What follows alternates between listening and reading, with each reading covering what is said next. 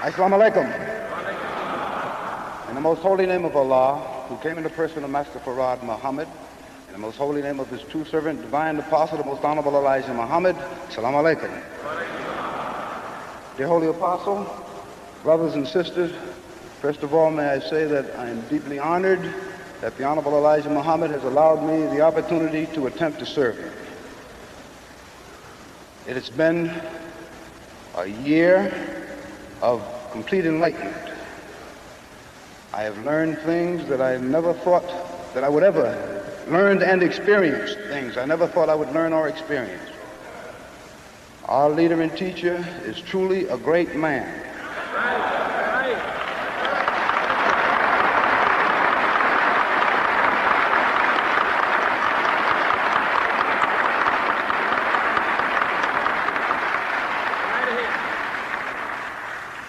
Under the guidance of the Honorable Elijah Muhammad, the Nation of Islam during the past year has progressed to heights that it has never achieved before. The Honorable Elijah Muhammad has led us to acquiring vast acreage of farmland. He has led us to acquire farms in Georgia and Alabama, farms in Michigan. The acreage in the area of 19,000. In Michigan, there are 11 different farms. In Alabama, in addition to what was known as the Greene County Farm, the messenger has led us to acquire additional acreage to attempt to surpass the bumper crop that Allah blessed us with this past year. Also, the Honorable Elijah Muhammad, through his guidance from Allah, has led you and I to begin the acquisition of trade routes down through the Caribbean with Super Constellation aircraft. The Honorable Elijah Muhammad has led us to the trade routes across the country, again flying, for example, produce. Back and forth, back from one coast to Chicago to be distributed among the black people at prices that they can afford to pay.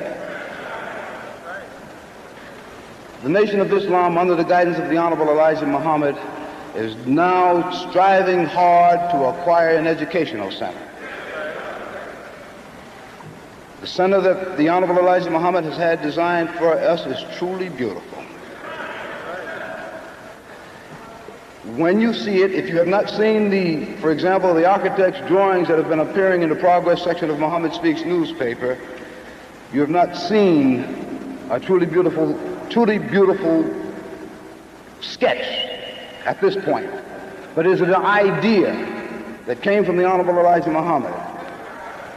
Now, in addition to the educational center, the messenger is leading us toward the acquisition of hospitals. He teaches us that we, the black people who need so much medical care, don't even have a first aid station of our own. The nation needs funds for this and many projects that the messenger has. Those of us who are following the Honorable Elijah Muhammad, and those of you who have come to hear him today, who will soon be following him, should make every effort to purchase the book, Message to the Black Man, How to Eat to Live, and that great newspaper, Muhammad Speaks, that hits the newspapers every week.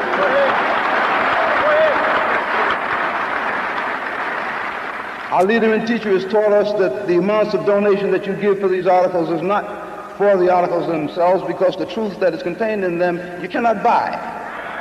But these are merely donations toward the many projects that he is leading us to for self-sufficiency.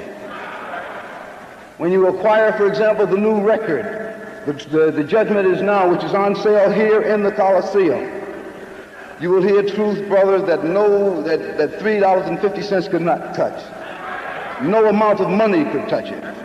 But we urge you to purchase Message to the Black Man, the new record, The Judgment Is Now, the book, How to Eat to Live, and the Muhammad Speaks newspaper. And all of these funds, brothers and sisters, are being diverted to aid you and I and the black man and woman across the nation of America. I am thankful to our leader and teacher, the Most Honorable Elijah Muhammad, for the opportunity to again attempt to serve him. He needs all of the help that all of us can get to him to accomplish the job that Allah has assigned for the messenger to do. Brothers and sisters, thank you. Assalamu alaikum.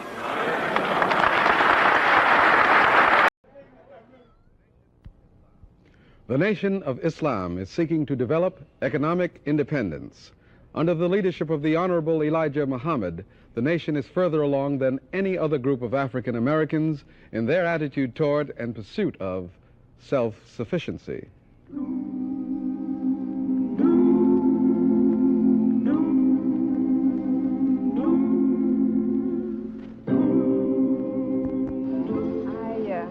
I had been looking for answers to questions in life all of my life, and I had never received any answers that I thought were valid or truthful. I could find so many discrepancies in Christianity, and my father being a minister and me being right in the seat of Christianity let me know that the way the church was, that wasn't the answer.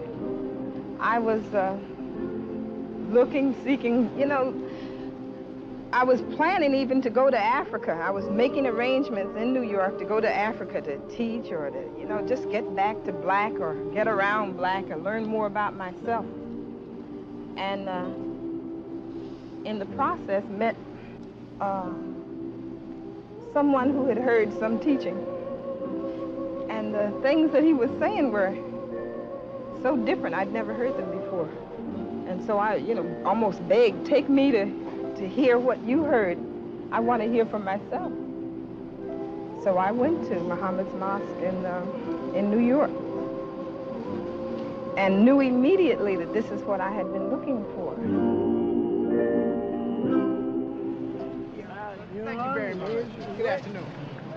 Good afternoon, sir. This edition of Muhammad Speaks is the most informed newspaper ever printed. Here you are, my brother. 50 pages ago. It's only 15 cents, brother. One small nickel and a dime for your own. Pardon me, brother. You had a edition of Muhammad Speaks? Muhammad Speaks. I got that one, baby. Give me a quarter or something, brother. Yeah, thank you. Assalamu alaikum. Muhammad Speaks newspaper, my brother. Here's the 3rd edition of your paper. Muhammad Speaks, good brother. Here's the black paper for every black man, woman, and child. The brothers on the street selling their newspapers are the most obvious form of Muslim economic activity, but certainly not the only one. Their interests are on many levels, and in almost every black community there is a mosque in some form of Muslim establishment.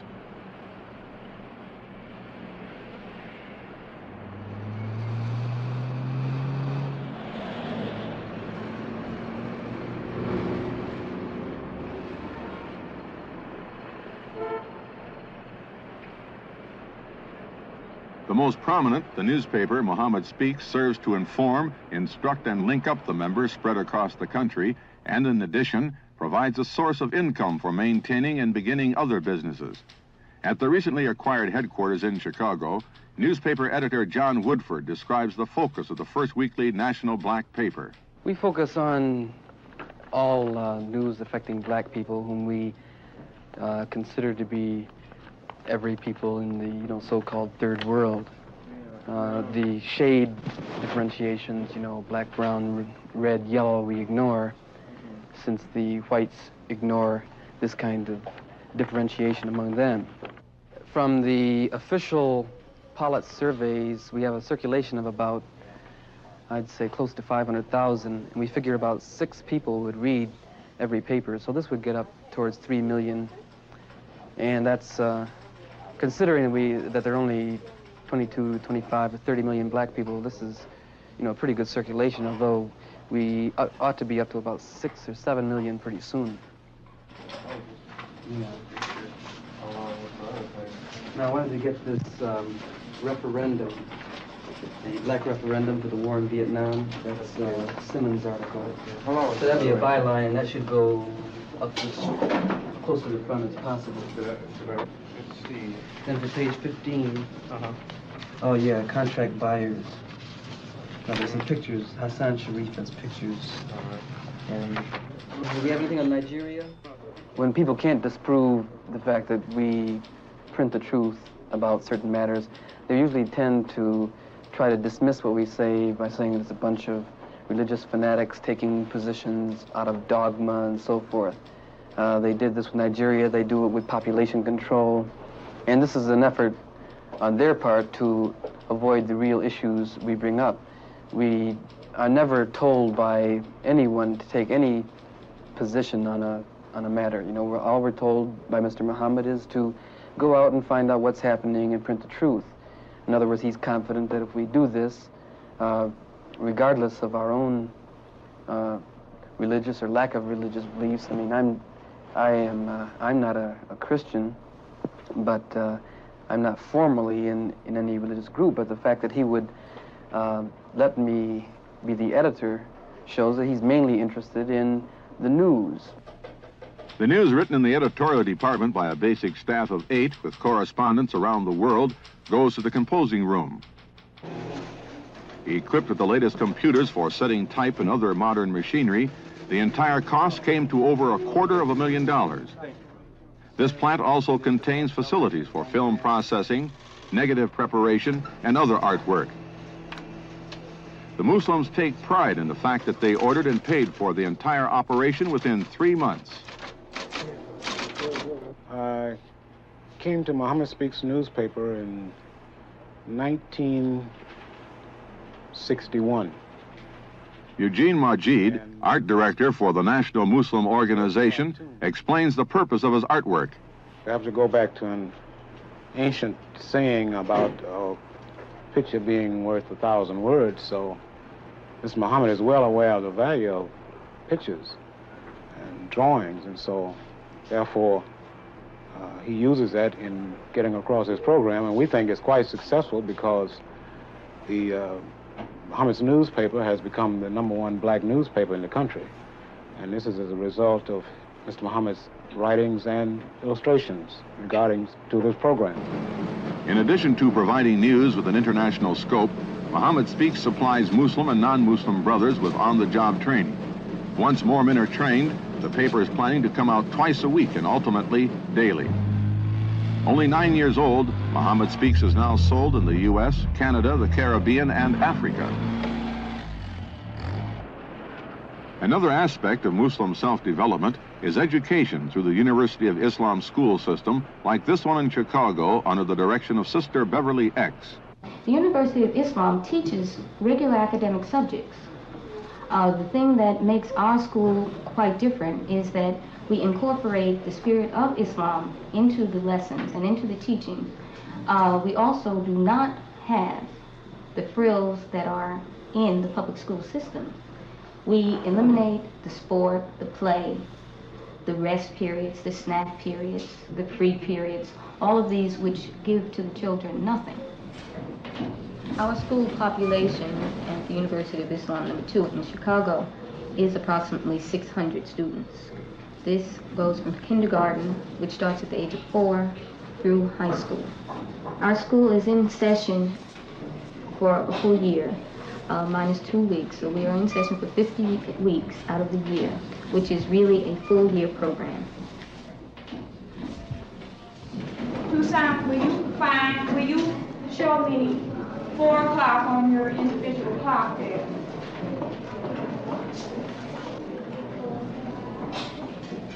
And the rest of you, show me that you can tell when it's 4 o'clock also. Okay, then, so if we would move our little hand to 8. Now, what is the hour? 8 o'clock. It's 8 o'clock. Tucson, can you tell me what time it is now? School starts in the morning for the brothers at 8 o'clock, and they start their school day with a religion session in Islam.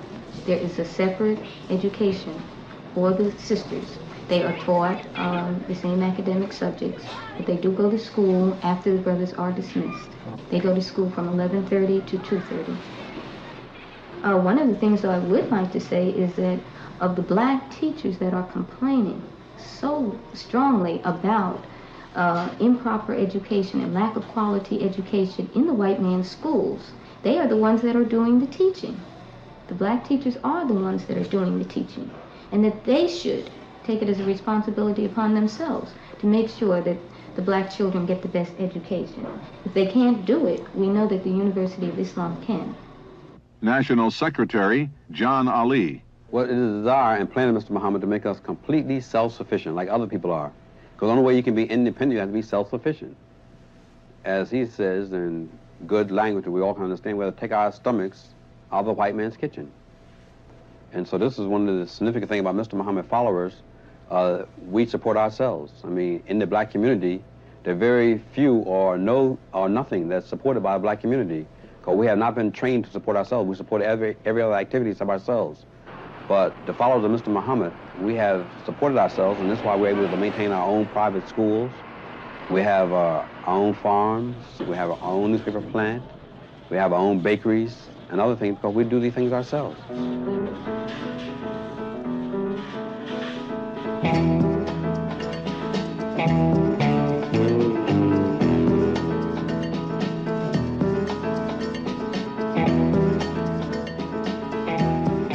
In the drive to be self-sufficient, the nation attempts to provide for basic needs. Their supermarket chain encourages the black community to buy their food supply there, especially Muslim products that come from Muslim farms, like beef, bread, fruit, and vegetables.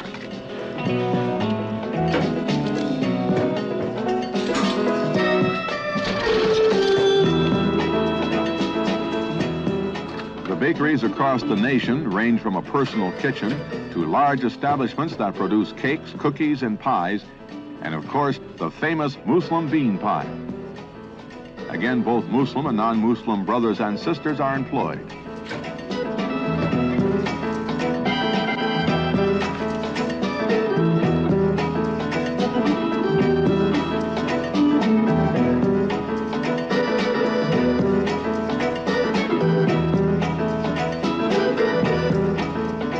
From farms in Michigan, Alabama, and Georgia, beef is transported by the Muslims' own trucking service, processed in their plant in Chicago, and delivered to be sold in their various stores.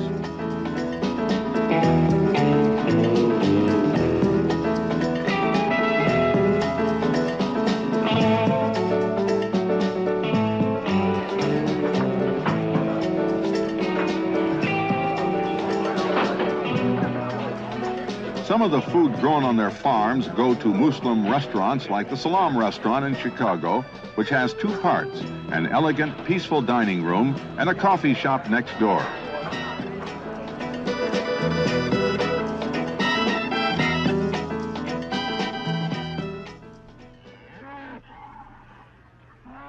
The basis of the Nation of Islam's program centers around land to supply basic needs.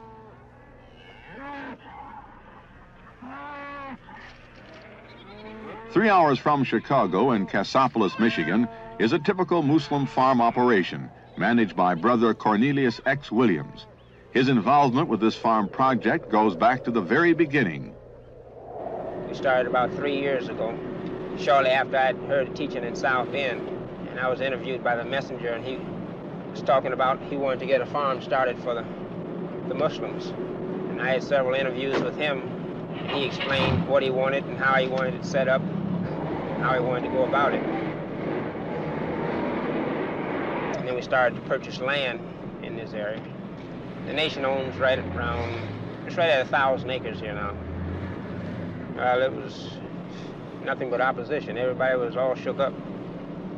Really fear, basically, just a great fear that they had for what they thought was going to take place. What did they think was going to take place? Well, there was many ideas, things that they said. The whites, they could picture a training camp for soldiers. They thought the barns and things that we were building for livestock, they thought that they were going to be used for training soldiers how to fight or something. And the Negroes, they really didn't know what was going on. They were just listening to the white people. The long, cold winter does not stop work on the farm. There are cows to be milked, lambs to be fed, and eggs to be collected daily from over 23,000 hens, and stored fruit to be shipped. An 18-hour day is not unusual. Well, right now, things are coming along real well. We have several things that we intend to do yet that will kind of cut down on this labor problem. It's always a problem with getting qualified help. Everybody wants to work, but basically people don't really know how to farm the way farming is done today. Sure, I've always worked hard, but it's good to know that what you're working for now is going to someday accomplish something, or has a real meaning. I mean, it's nothing that you guess about. This is something positive, see. It's just like we might leave here going to Chicago. We can all take different routes, but we all wind up in Chicago. And this is basically where the so-called Negroes are today. I mean, they have their own little things, different organizations, but they're all leading the same place. But there was one man who did go another way, and he is well known to us. Malcolm X. National Secretary John Ali gives his views. Many people now are racing Malcolm X as a revered man, but he was good when he was with the Honorable Elijah Muhammad, like all the rest of us. And then he broke away from the Honorable Elijah Muhammad because of his loss of power as being set down as a minister. And he broke off, and then he took up with the same people that he'd been talking about who'd been enslaving the black man, which was the white man. And so he was an enemy to them because Malcolm had been teaching about the white man. He didn't love them any more than he loved them before he went with them. But it was only because of his fall from power, and this has been the downfall of black people throughout history, where we become envy and jealous of one another. Mr. Muhammad was not jealous of Malcolm. Malcolm was a student of Mr. Muhammad. And because of Mr. Muhammad, Malcolm became Malcolm. And he was converted in prison. And even in his book, if you read his book, he acknowledges that everything that he learned from Mr. Muhammad, except for the last chapter that he wrote when he broke away from Mr. Muhammad, because he wrote the book while with Mr. Muhammad. My pleasure to be in the home of the Honorable Elijah Muhammad, leader of the Nation of Islam, Muslims in America. Mr. Muhammad, I have a series of questions I'd like to ask you concerning the Nation of Islam, about the Muslims in America. And I'd like to start off by asking, I think, to once again to reinforce the many things that we've heard about the Muslims, precisely when the Muslim started in America, who started the Muslim movement in America, and how long ago has it been? We started in 1931. Actually, we are not organizers of Islam. It was God himself in the person of Master Fard Muhammad, to whom praises is due, of whom the Bible and Holy Quran predicted. Master Fard Muhammad taught me Islam, and that was not with the word joining that was used. After he taught me who we were, it was not the question of joining, but accepting myself and what I had lost of myself by being kidnapped by the white people and brought to this part of the earth. What you're saying is that Islam is basically the true religion for black people. It is the very nature of them. It's not a religion. Islam, we refer to it as a religion. And that's the Holy Quran. I give to you, God says there, a religion. I have completed my favor upon you and choose for you Islam as a religion. Not that it's a religion. It's the nature of us. Well, then also that leads me to the question then that Do you feel that the relationship between the African in Africa, the blacks in Haiti and Jamaica and America, this would be one and the same? They're all brothers, aren't they? Every black man under the sun is brothers. I don't care whether he live in America or live in Asia or Africa or in the islands of the Pacific or the Gulf. Mr. Muhammad, in another area, it's been said that the Muslims in America, and I'm speaking primarily of the black, generally do not participate in politics. Now, is this something that is true, or do Muslims participate in politics as a voter, as a participant, as an elected official? Muslims have politics, as you know. In the Islamic world, they have government, and all government have politics. But the politics of the Muslims is different from the white people's politics. In a way, they base their politics on the Quran, the law. They get it from Quran to run their government. Here in America, we are not yet an independent people here on any land at all that we can call our own. This is what we are asking for. We're asking for land of our own. Well, do you feel, excuse me, did you feel that, I was speaking primarily when you mentioned the black man in America should find some place where he could set up his own nation. I was thinking of a large area where all of us could go to be in the Nation of Islam.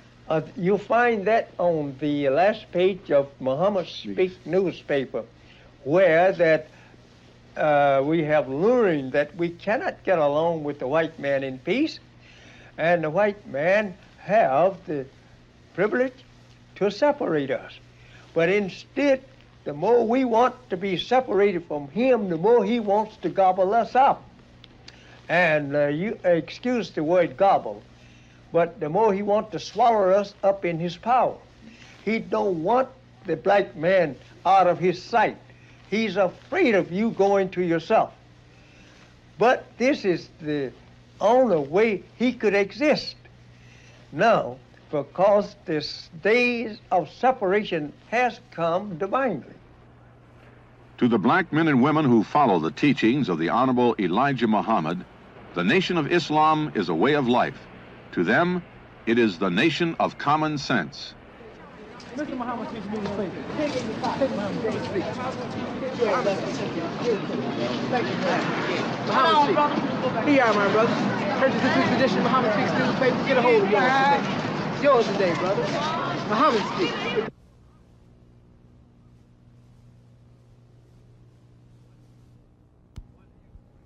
One new point. The Nation of Islam has decided not to sell, but to keep the Alabama farm in operation. That's fine. Next month, Black Journal goes back to Africa, home. Don't miss East Africa, Ends and Beginnings.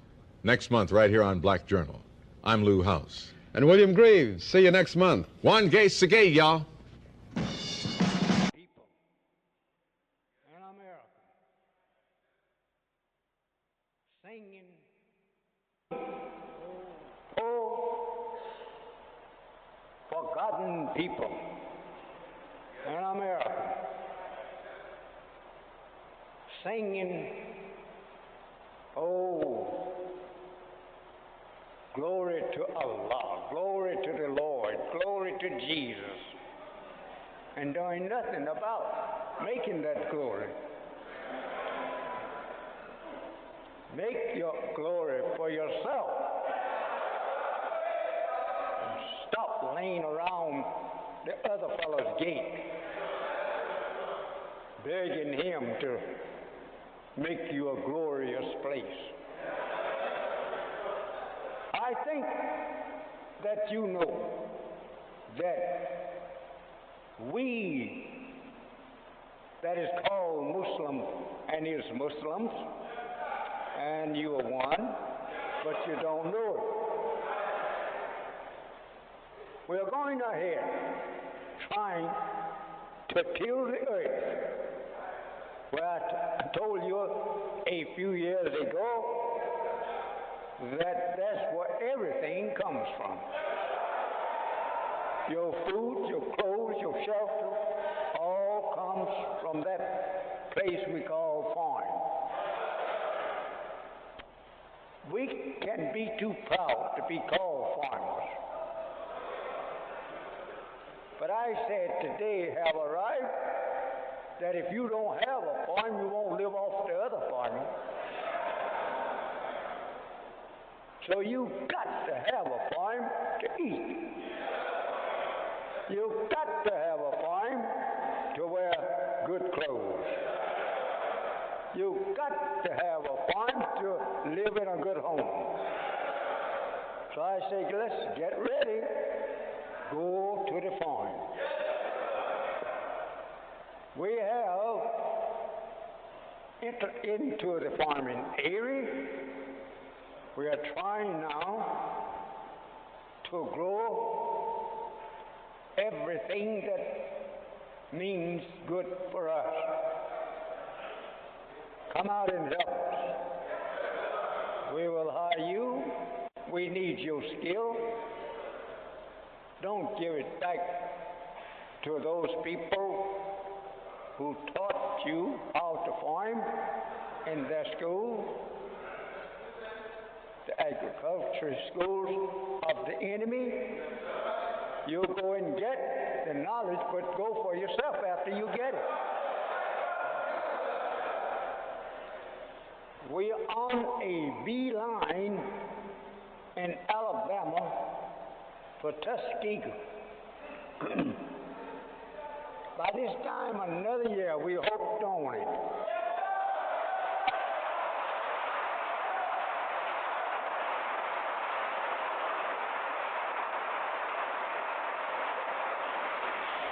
Yes, we can buy it.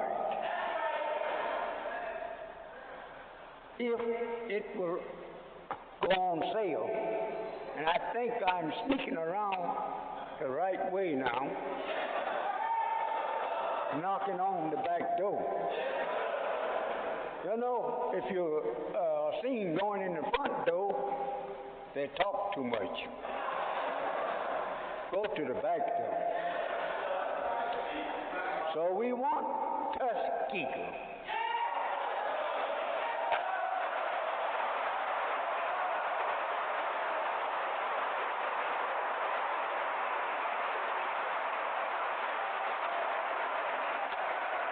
I talked with one of the officials. I said, about how much would the devil charge us to get in there? He said, about $10 million. I said to him, I said, tell him to start writing it up.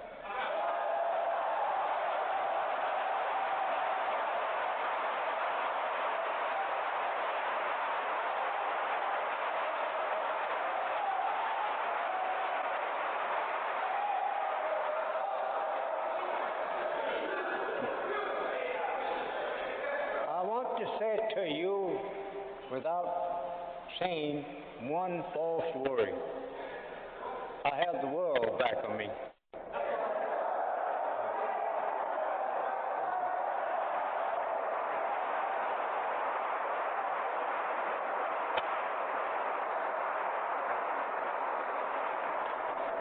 They want me to chop up this country for you and me. I'm not biting no lips nor tongues. They want this country for you, and they are offering me help. Sometime when you have fine property and people keep on after you to sell, and you don't sell, they start another way to get your property. So I think we should meet with salesmen and not with the other fellow. What we look like here, millions of black people in America walking around begging for a good house to live in, begging for a stove, begging for a little place to put up a supermarket. If you are super enough, that market is already out there.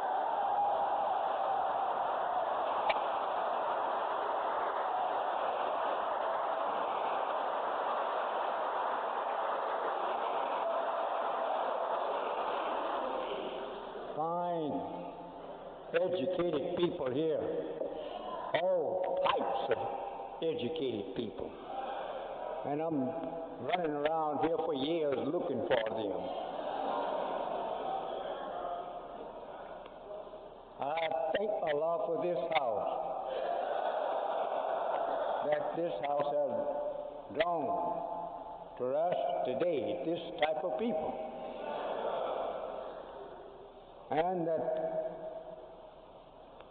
as Allah lives, we're going to put these professional people to work for self. Yeah, you work for yourself and us. We will, we're going to put these professional people to work for self. Yeah, you work for yourself and us. We will be benefited if you step up in your office over here with the crescent around the door someplace.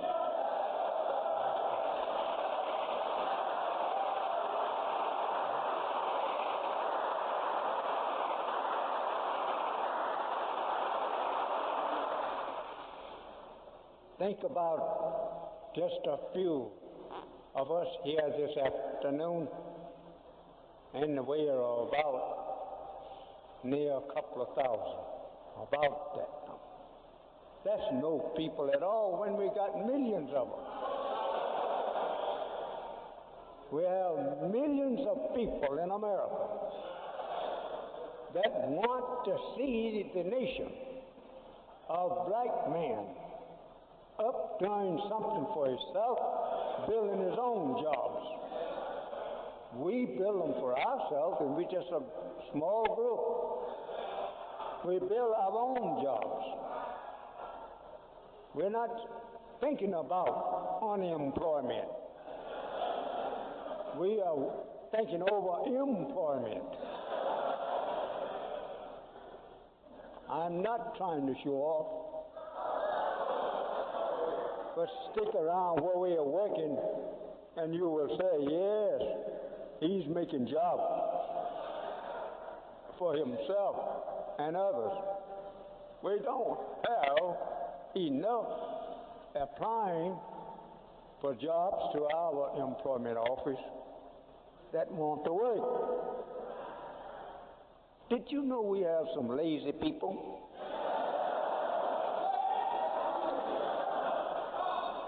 You go give him a job and he lay down and go to sleep on it.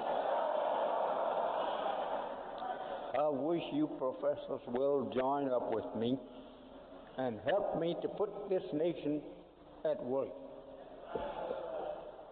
We can make jobs on top of jobs. Where would the money coming from us? Where did the money come from that the white man build jobs for himself and us? Oh, we should think that we are the original people of the earth. And why cannot we do a better job than he?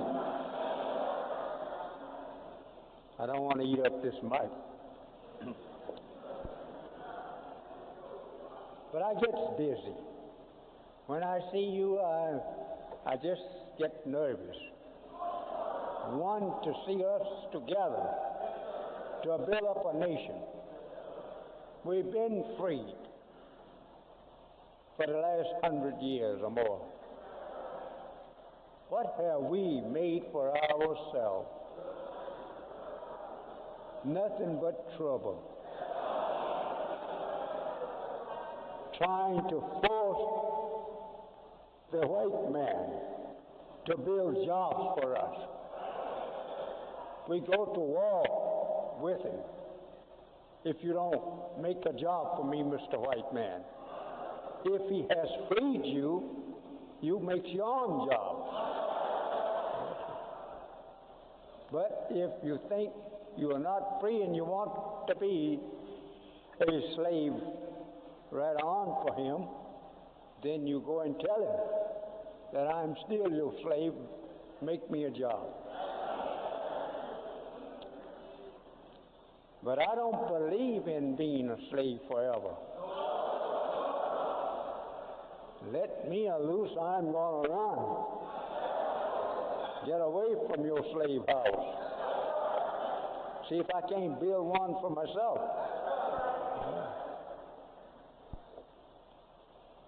You business men and great educators, I said all we need to do is to get together and agree on what we shall do first.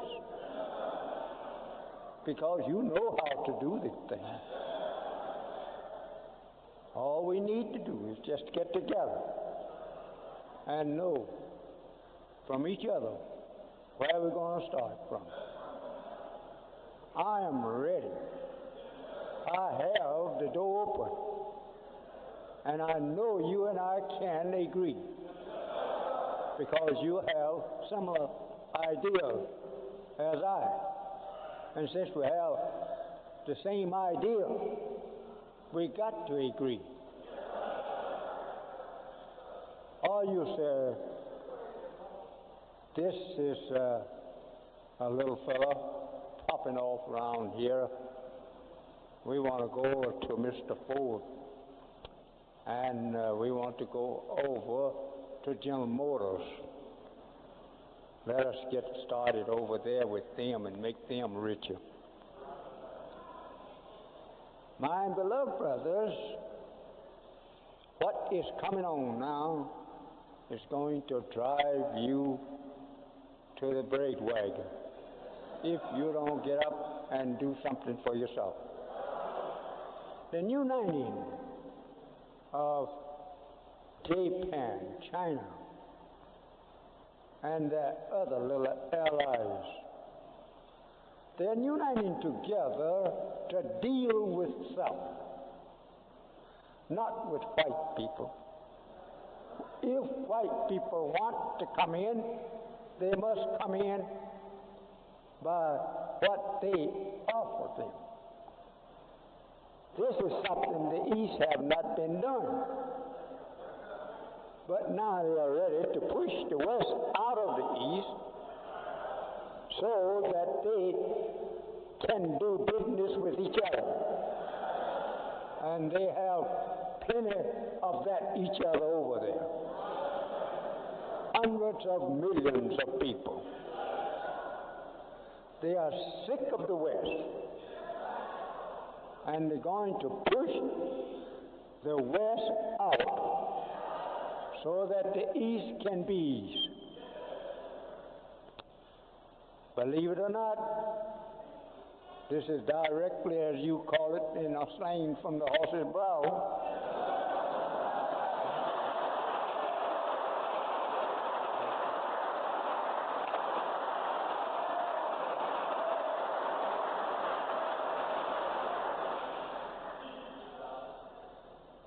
I can say with the truth, I can get you today anything out of the East you want. If you don't run around in front of me with your market basket, trying to get it filled up. But you're going to have a hard time trying to do foolish things these days and times. If you want to do business, get together and do business on a wholesale way and not on no little piece retail way. I have the door open for you now. You can get anything you want for little or nothing if you come to me. I will get it for you. I'm always kissing this mic here.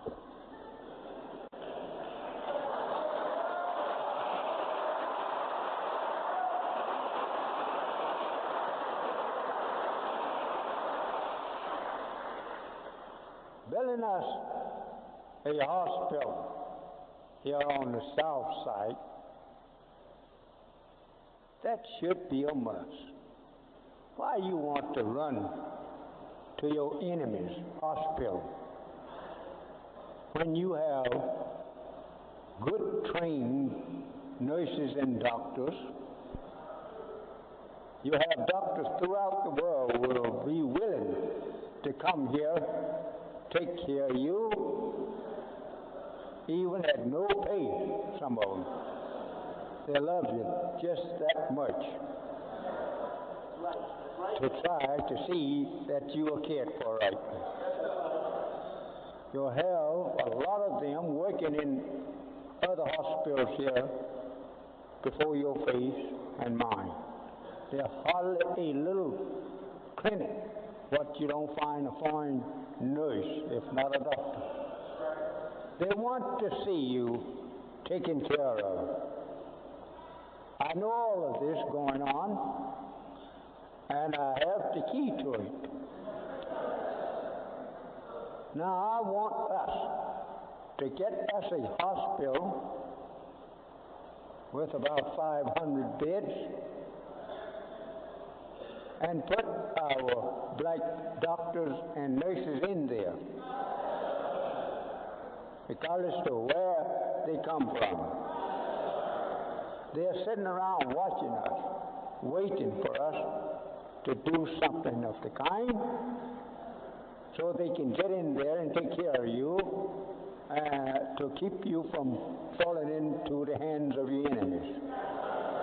What do you look like out there fighting your enemy and then asking him to heal you and nurse your wounds?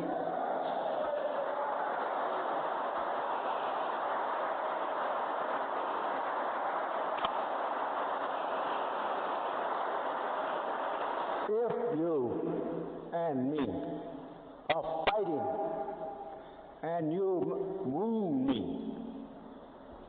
you could continue to wound me if I fall in your arms to be healed. You know we are silly people. Oh, we're average silly. I'd rather rear up a tent and put some logs down there, and put some mattress on top of them, and let my own brother wash clean the wound and pour in his medicine. Then ask the same man that I'm fighting to do so. Have you ever thought of this? You fighting the enemy and run to him to heal your wounds. This is really ignorant. Shall we not get together and build us up some kind of shelter to heal our wounds? Certainly we shall do so. I feel so cheap talking with the devil, and he has all the places to be cared for, the wounded, sick, lame, and everything. We have to go to him. Furnish us doctors. When we have a black doctor right behind us, will make us feel better that he's waiting on us. Black nurse, we feel better. Let her wait on us. Do you not see how dumb we are? We are pretty ignorant. And this big old wide USA. And every corner we look in, or every square foot we find the enemy against us. And yet we won't build up a hospital so that we can take care of our own selves. Try and do these things, or wait around and it'll be too late. And then you will cry, oh, woe is me, that I let such opportunity that Elijah Muhammad was teaching me to take hold of, and I fooled around and didn't do nothing but depend on the white man. Fill up something for ourselves. And then the nations of the earth will recognize you as they are recognized themselves for doing for self. No need to say you don't have a chance. Oh, yes. We break the chain, brother, and come on out of it. We don't have nothing that's binding us that we cannot destroy and free ourselves. I want you to remember this. You are a little too happy to do temporary things. We don't want no temporary here. We want permanent. The professional people that I see written down here, we could take these people and build the finest nation this on earth. But if we cleave our tongue to the roof of our mouth and won't let it speak for self, and tie our hands behind us so the hands won't do for self, you can expect to suffer. Now in the South, we do have their farms that when we harvest them, we expect to eat, and you eat too. So since that you will eat too, help us to work that farm.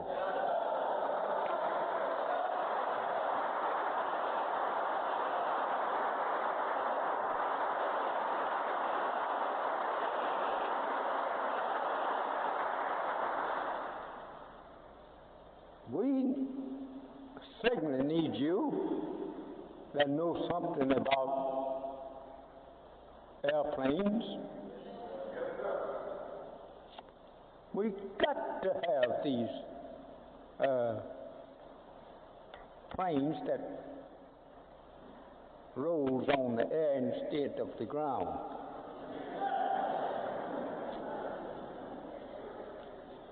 We do have this in mind now about getting some planes that will take us around, and we hope to find you ready for that job of flying them. Oh yes, we have one poor pitiful plane, and we want it to get some mate for itself. Job of flying them. Oh yes, we have one poor pitiful plane, and we want it to get some mate for itself. And we want you to learn how to fly. If you don't know, learn. I have a grandson. I'm trying my best to make him learn to be a great flyer. He's flying now, planes, but I want more of it. We want flyers that will train to fly planes overseas. Not just round here over the city, get in it and going on over the world like other nations.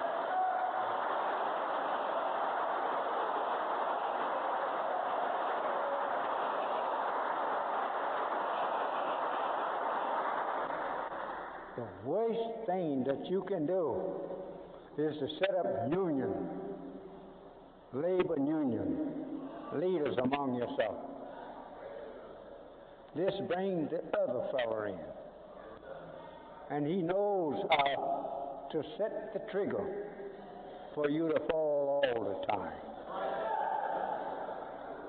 We have no right to have a union if we're going to deal with each other on the base of freedom, justice, and equality.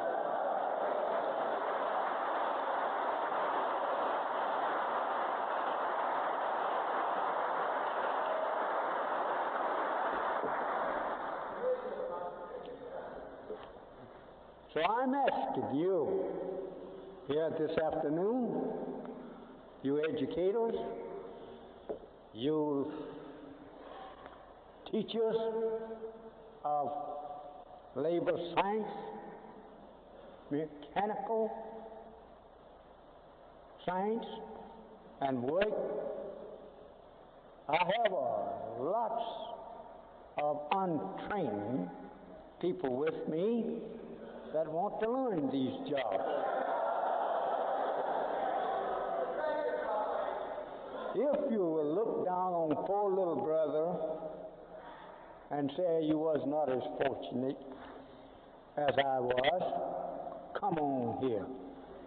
And this old barn or anywhere here, let us get together and fix up something. And go for self. I know it looks hard, educators,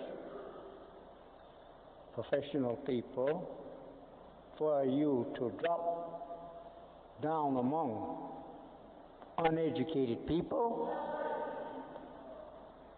to try to build them up, but they are your brother as well as mine.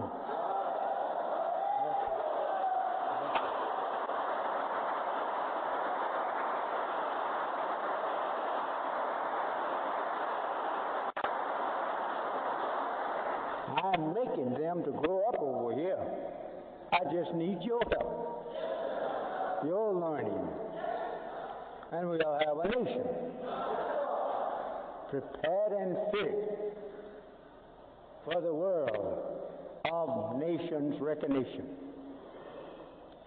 It's just you don't want to go into the job of associating with little poor brother because you have your degrees from high educated centers of this people, and you don't want to drop back to make some for yourself.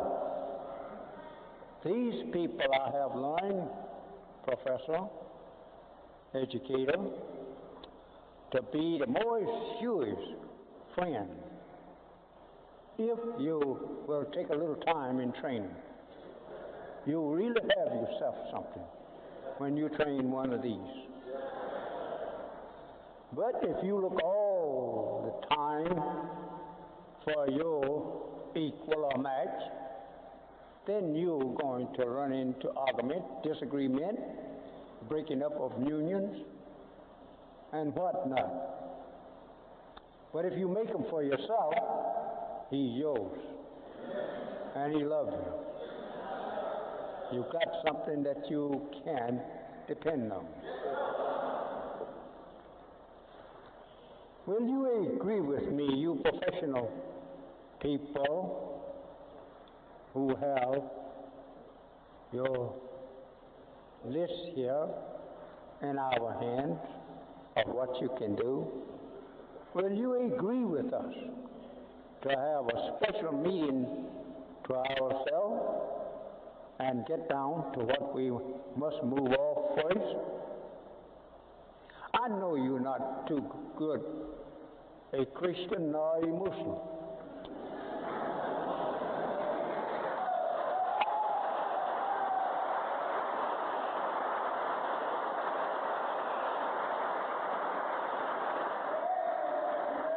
You know, my father, he was a Baptist preacher. I used to chase him after he preached to question him on his sermon. So I'm still doing that. Let us have a special meeting for special things, not have an open meeting saying what we're going to do and do nothing.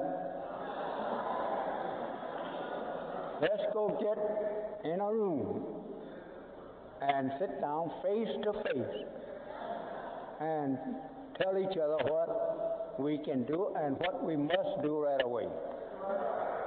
This is the way to get business started. You can't start business hailing each other across the street. We got to get in a room someplace and look each other in the eye and tell each other what each can do and what each can't do. And if we can't do the thing that we want done, we'll go out and look for that fellow. Fine, highly educated people with work to do. Their work is getting off fast. The devil have unemployment in your office. He don't know what to do with his own unemployed professional people. This is why they are having so much trouble in the school. They want something to do when they get their diplomas, their degrees. But where are you going to get that something to do if you don't make it for yourself? You've got to make it for yourself, gentlemen. If you don't make it for yourself, who is going to make it for you? When America's now is faced with the worst problem she ever had, that is unemployed from her armed force. When they come back home, what is she going to give them to do? This means a war then at home. They're going to start fighting for something.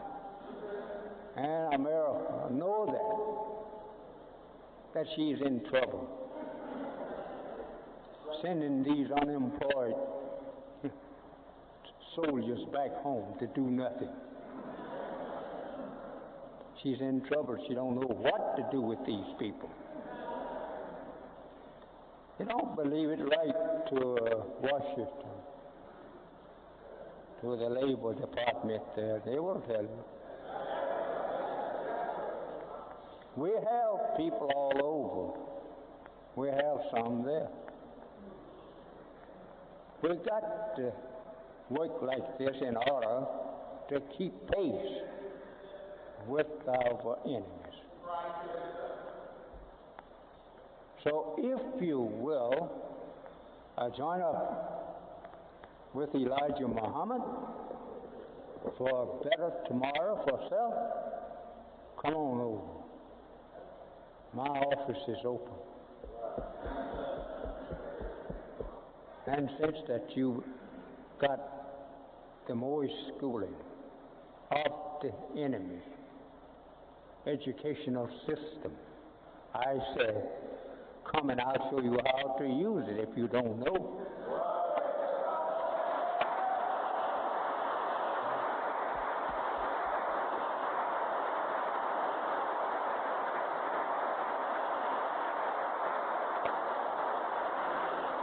only thing that we want is togetherness and agree on what we do, and we don't stop until we do it.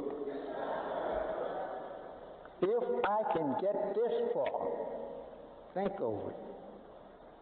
If I can get this far with the $4 million building standing on its floor and roof over my head for my few little followers, if I can stand here and tell you that we have several thousand acres under cultivation for bread and for meat for us, if this little fella can do that, with your big self, we can do much more.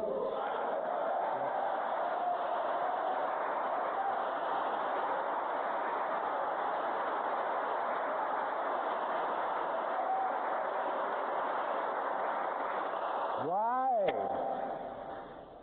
should we continue to dislike each other when we are brothers? While the white man likes American white man, he likes a European white man, he likes an Australian white man, he likes white people all over the world. But why should not we like black people all over the earth?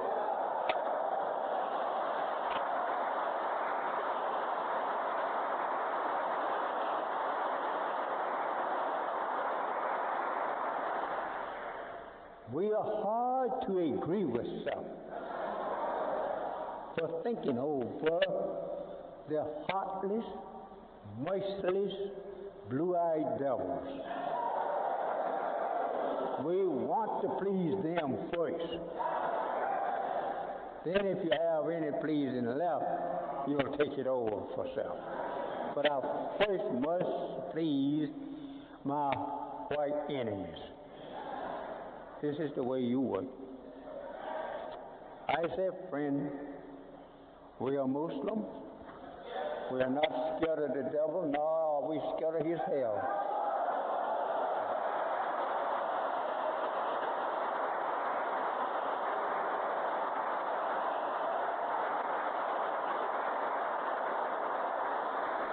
I will take the blame. You don't have to take it. Come on and follow me, and I will take the blame. What can you do? Plenty. With the help of my God and others, I can do plenty. And is doing plenty. You are so afraid that you're going to go hungry, or you're going to lose the prestige among white people. We will never get no place like that. Look at that small Japanese people now. Very small people. But nevertheless, he got sense enough now to unite again with his own. He yelled over there before the last war, Asia for Asiatics. Asiatics is for Asia. Until they give them a deaf ear, and then the enemy all but run them out of Asia. Now he sang that song, he got plenty ready now to unite with him and say Asia is for Asia. He laid hold on his big brother the other day, China. China laid hold to his little brother, Japan. Now here we are, a little people here, numbering somewhat around 30 million, and see that we are destroyed by self. let us unite. If you see a root cracking the earth in your midst that look like you, it will bear fruit. Why don't you come on and let's cultivate that little old root there and make him to bear us fruit?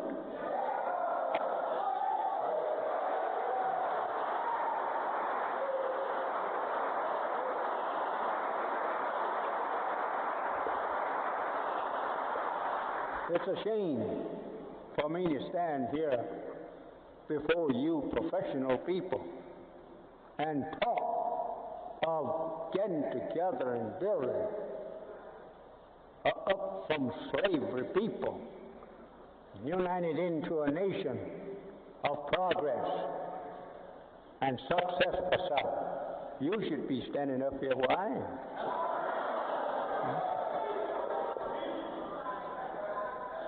Telling us what to do.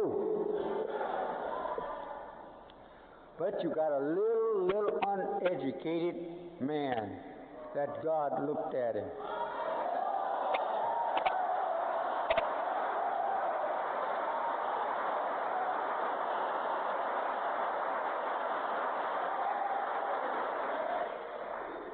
These are the words that he said to me. He said, will you come and help me to put our people on top of civilization? I said, yes, sir, if you back me up and guide me. Yes, sir.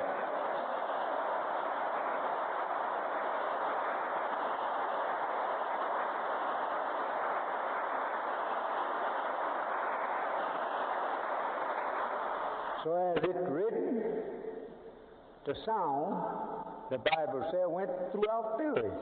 Yes, sir. Great people rose up. God pointed the messenger out to them. He said, see, they all come to thee. They all bow down to thee. That's in your Bible. And this is true. This is one reason I'm late today. I have people over there. I brought the nurse along. She can bear me witness. Out there in the street, waiting to get a chance to talk to this little boy. Highly learned scientists heard of me. They coming up every day or two. One to see the little man that you call Elijah Muhammad.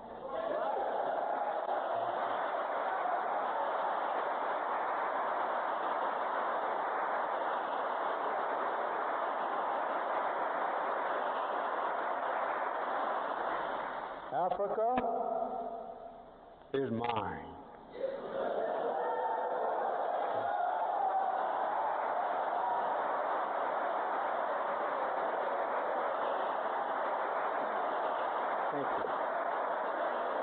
This is no fun, jokes. It's mine. They opened that door for me anywhere over there to build Africa. If I had sent thee to a strange nation, foreign language, they would have heard. This is Bible. But I sent you to the rebellious house of Israel. The rebellious house of the black man in America. That's who he's talking about. Not Israel, but it's you. They would have hurt you.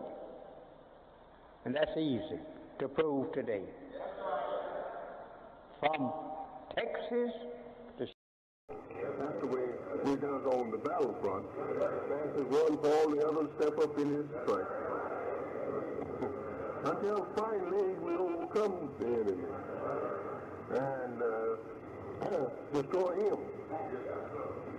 So don't you think that Allah is not with us.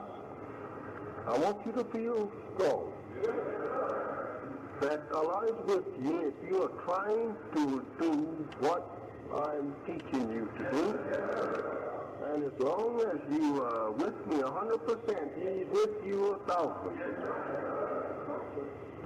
But if you deviate from me, He deviates from you.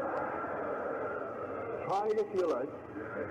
Go and look over those who deviate, and you will soon find out that they don't have no power from Allah, no spirit. They are left just helpless, wandering around like a man in a dark room, feeling his way.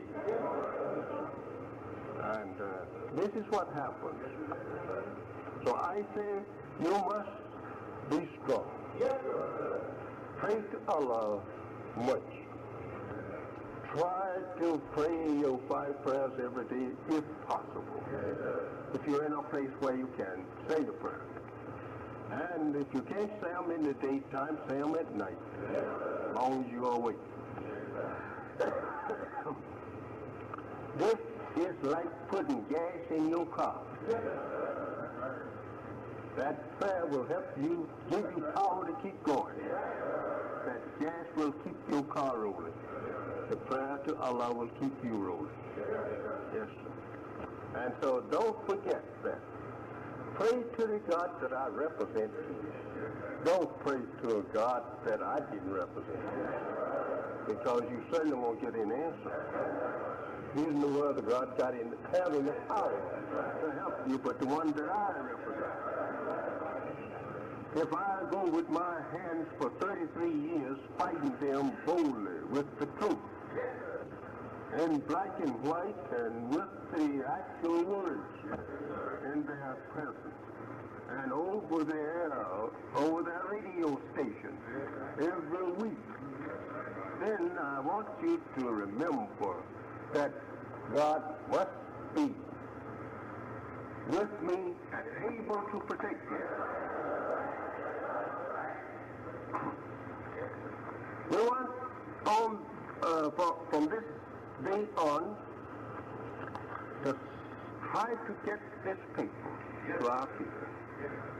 But I repeat, don't go down where the devil, you know the devil will attack you and don't want you selling this paper. Don't go there. Because in those areas he forbids you to go, well, don't go there. But try and sell the paper among your own people. And if he come up, he wants to buy some, okay, there you are. I'll sell them to you. But if he see you around your own people trying to get the paper over and not trying to sell it to him, he gets very, restless. Let's see what's in that paper. Maybe he got something in there he don't want white people to see. Go and buy us some.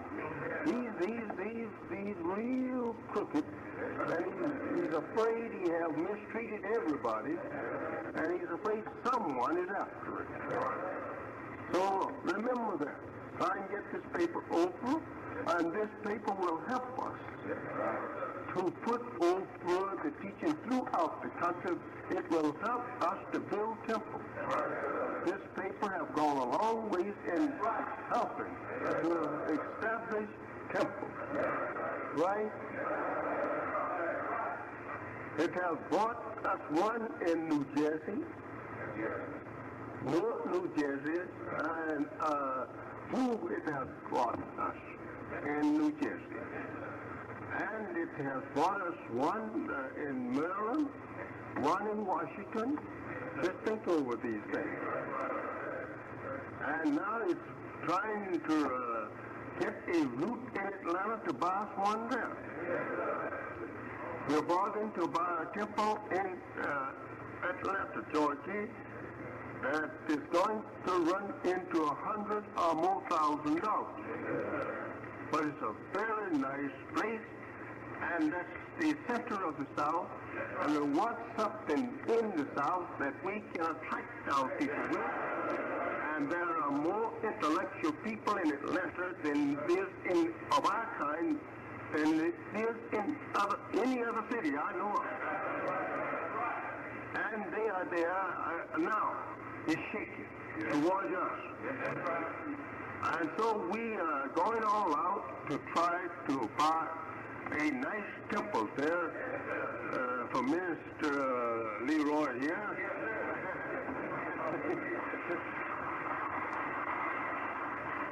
And he likes it. Large parking space around it. Have you heard any more from that brother? No, sir. They still associating on the offer. Well, we are kind of Jews, you know. We don't bite on everything. We always look for you to come down. We are like Jews when we go out to buy. We try to buy as cheap as we possibly can. We never take your price. No, you gotta come our price if it's nothing but just $1 down. You got to get down. So, we are trying to get them down from the price. They have I think about 5, wasn't it? 5 grand they come off, but we want some more grand, so yeah.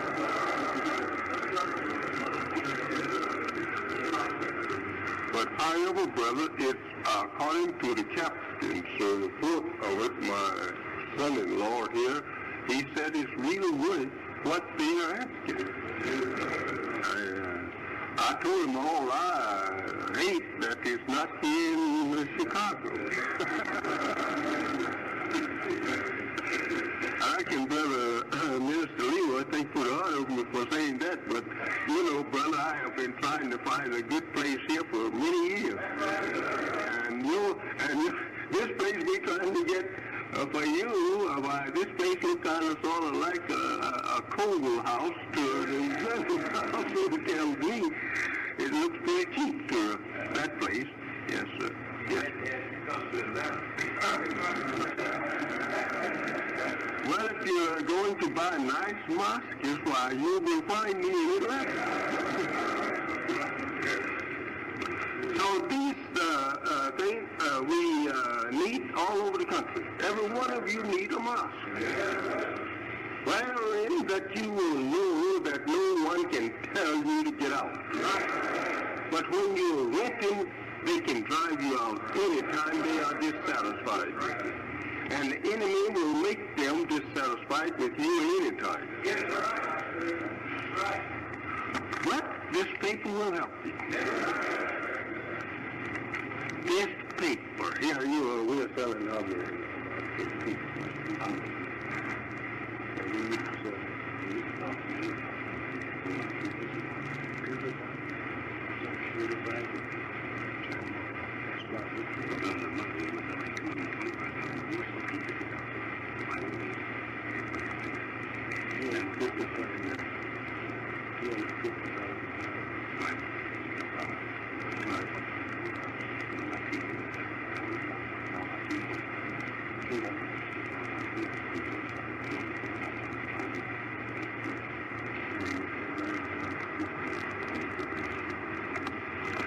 The secretary say we was selling 225,000 copies bi-weekly, every 2 weeks of this paper. Now we are down to the figure of 159,000 every 2 weeks.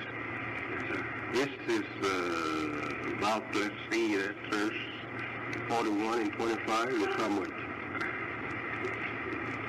So 66,000. We are off 66,000 every 2 weeks now. We're off that much. So remember, that's 2 weeks. And the whole month, 4 weeks are 2 issues of the month. We're just double that. Thank you over there. That it's double. And that's a lot of money that is wasted on the kind of us. See, it is not that the people don't want the paper. The people want the paper for themselves. We want to get round there in our backyard and over our fence and in front of our door and let the man have it. Here it is. Talk to them. You need people to sell this paper that is very courteous. You don't go to the people acting independent. No seller is independent. He's dependent. That's why he's trying to sell his merchandise. The buyer is the one that is independent. Let him always be right. You're wrong because you want to sell your goods. Yes. Go to him as nice as possible, with soft language, and with a good smile. Don't look like you've been eating sour pickle. With a good smile. Our people like kindness because they have been ruled by the roughest enemy on earth, who never was kind to them. Like we reverse this and try to be kind to each other, we can build our unity overnight.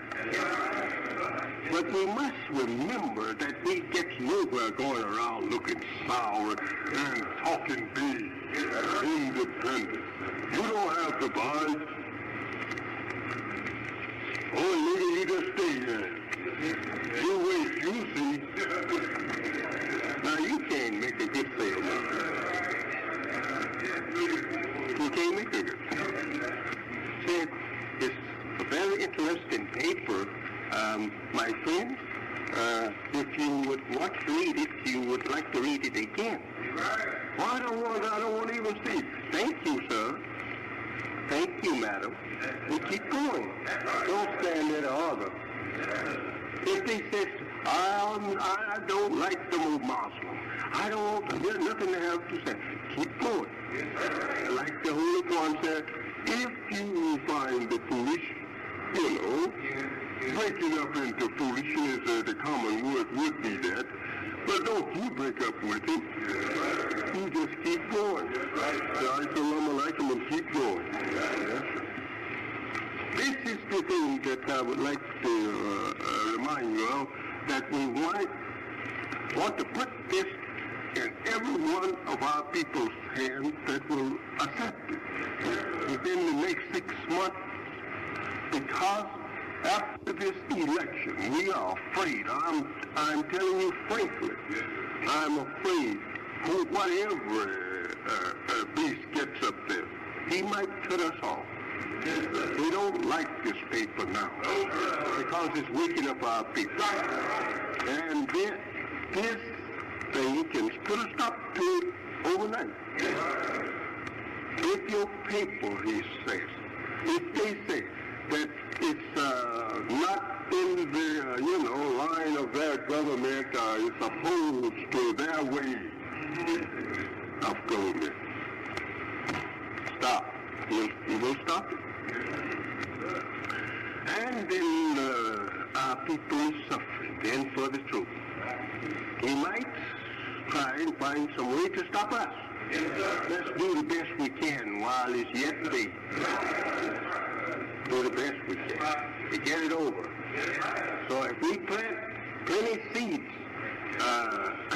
before spring gets here, they're bound to sprout. Bound to sprout. Yes, sir. When that warm spring showers come and that good old sunshine, you'll see them splitting the earth, coming out.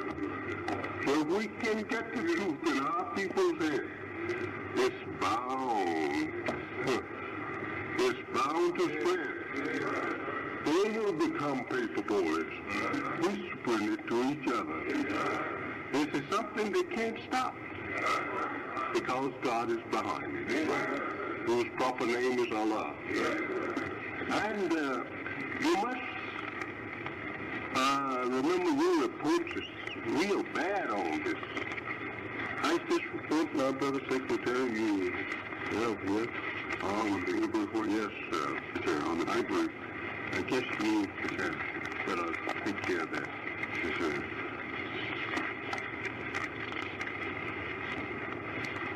paper reports that shows that we aren't getting behind you in the effort on selling the papers. We're starting on the job. You're doing all the work. We're not doing anything. And the papers are not being pushed by the mods. There's only one mod in here that's pushing the papers, and all the other mods are slacking pushing the papers. They aren't pushing it. They aren't putting forth the effort. They sell less than before. They don't even get one new customer at all to show that they're trying to help you in the program. And the only mods that we've given an exception to will be Cleveland. But all the others are just sitting down on the job. And it's slack. It's not ministers make announcements, the captains don't follow it up, and they don't teach the importance of the paper or the importance of your message in there, and see that new customers are gotten. And for this reason, we're not doing what we should be doing. And we're far behind you, and you're told us over and over again. Yes, I can call the names off if you want to. And so we have like number one, Michigan. You spoke to them, you went to spoke to them and told them about selling the paper. And when you went and spoke to them, they're doing less now than when you spoke to them. You told them to sell the paper, and they had sat down. They didn't even, it seemed like they would say they're going to show you. But you told them you went there and spoke to the fruit in November. They sold less paper since that occasion than before. That's number one, Michigan. And for the number of brothers they have, they should be selling more than what they're doing. That's what? They sell 8,000. They ordered 9,000 papers on the last issue. They should be selling at least 12,000 papers. If they're selling 10 papers a day or brother, 150 an issue, which is the quota that's been sent out to the body captain. So the number of brothers they have, they'd be selling at least 12,000 papers. How many brothers do they have? They have 85 brothers on the meeting of the 31st. And Milwaukee, they ordered 2,000 papers, and they should be selling at least 3,100 papers, based on the brothers they have. Washington, D.C. should be selling 11,000 papers. They ordered 8,000 papers. And because when we were doing it our way, even though you told us to pay for papers in advance, we would take any chance to order them many. But as soon as you said that you were supposed to do it your way, nobody has tried to do it your way. They haven't come up. No one has ordered. You say pay for them in advance, and no one has taken a chance. When they're doing it their way, they will order 10, 20, 50,000 on the basis of themselves. But they don't have the confidence in you to order that same number and see that it's done as when they're doing it their way. Like Washington, D.C., they have 8,000 papers, and they should be selling 11,000 based on the number of brothers they have. In Baltimore, Maryland, they didn't even order any papers the last issue. They didn't get the money in time. And they know the papers come out every week, and they didn't even order the papers. And they had their money in time, like it should be. We sent letters to them, remind them, and all like this. And they didn't even get the issue, so the word is missed there entirely. So the issue be, and they should be selling, well, they dropped way down. The tempo is going down. They only should be 4,800 papers sold there. And they ordered 6,000 issued before that. But they didn't get any of the last issue. They just let it go at all. And New York City is selling 28,000, but they should be selling 35,000 in Manhattan alone. Not counting Brooklyn. In Brooklyn, they should be selling 19,000 in Brooklyn, based on the number of brothers they have there, and in Corona, 6,700 there. There's no drive there. San Diego is 711, ordering 1,100, they should be selling 1,300, based on the number of brothers they have. Atlantic City didn't order any papers last time, and they should be selling 1,200 papers. They order sometime, they'll never keep up to date. Sometimes they do it and sometimes they don't. We have to send out letters to remind them all. Further Minister Woodrow.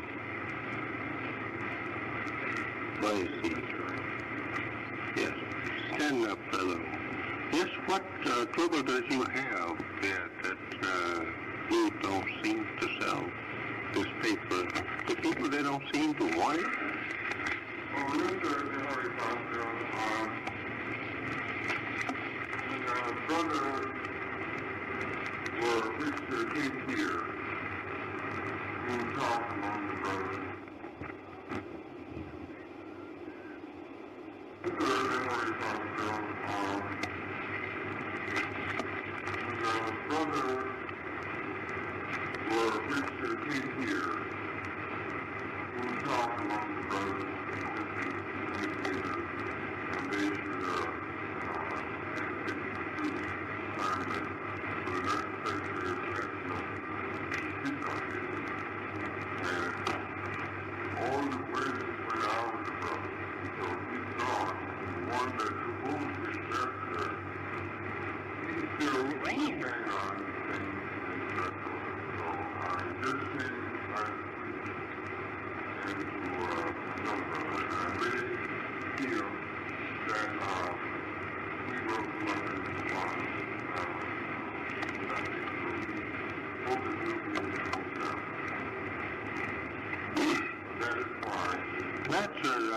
that looks very bad on us among 22 million people.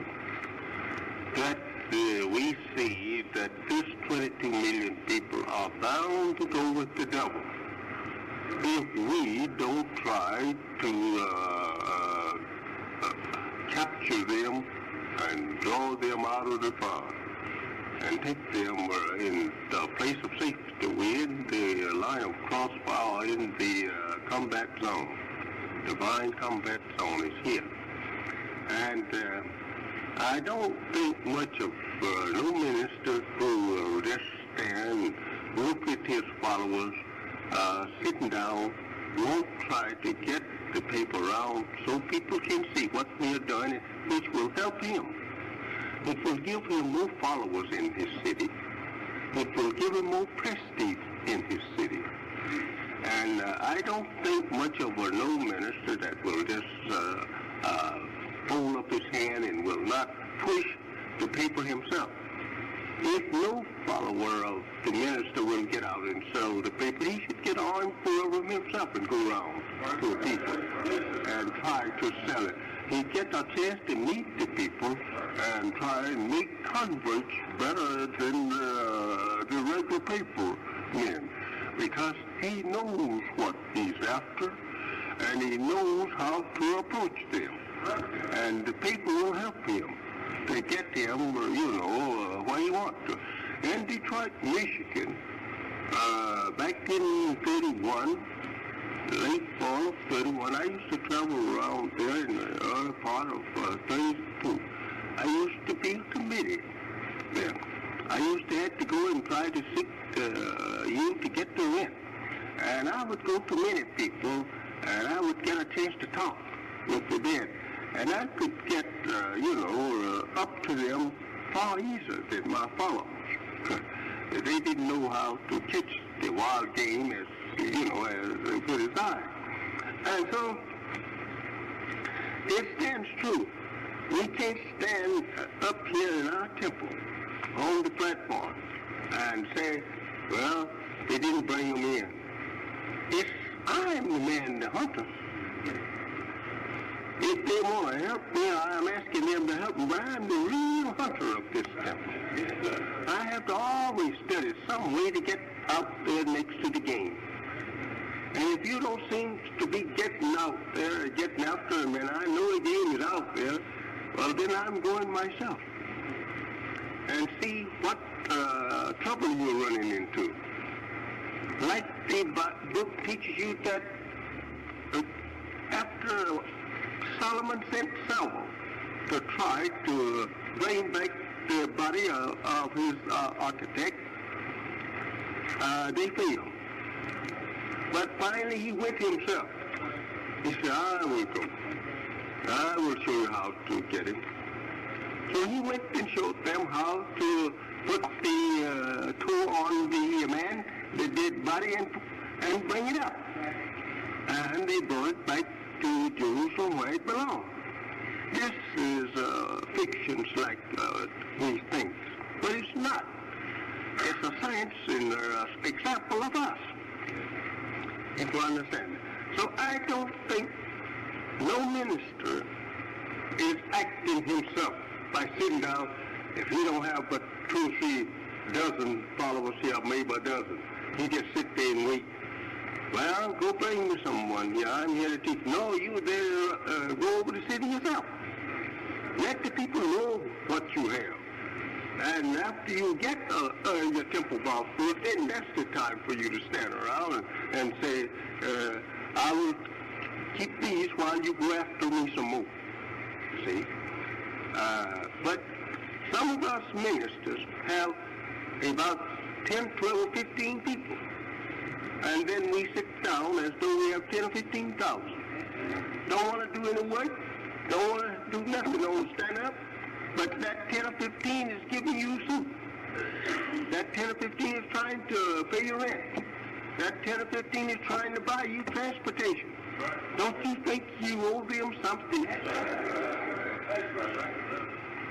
That's the way I feel. You are trying to help me, and I just can't keep my mouth shut. No, I owe you something. I must tell the world something, and you are here feeding me, clothing me, and sheltering me. I got to do something in return. So you hear my mouth every week, right? You read it here in this paper every week. You'll find it in some other paper, right? You'll find me then at the mic. And you hear it down at your place. I'm always fine. Sick and well. I lied out in Phoenix on my bed. I could not hardly speak at times. Many times in the last 3 years. So choked up with bronchitis, asthma, attacks sometimes coming after attack. But I didn't miss 1 week, did I? No, I didn't miss 1 week. I was with you every week. You hurt me one way or the other. Wasn't over the radio, you found an article in the paper. Because if I can't talk, I can write. What I want to tell you. And I'd lie there on the bed and then dictate it to the secretary. She would give it. Sometime I'd write out, she'd take care of it.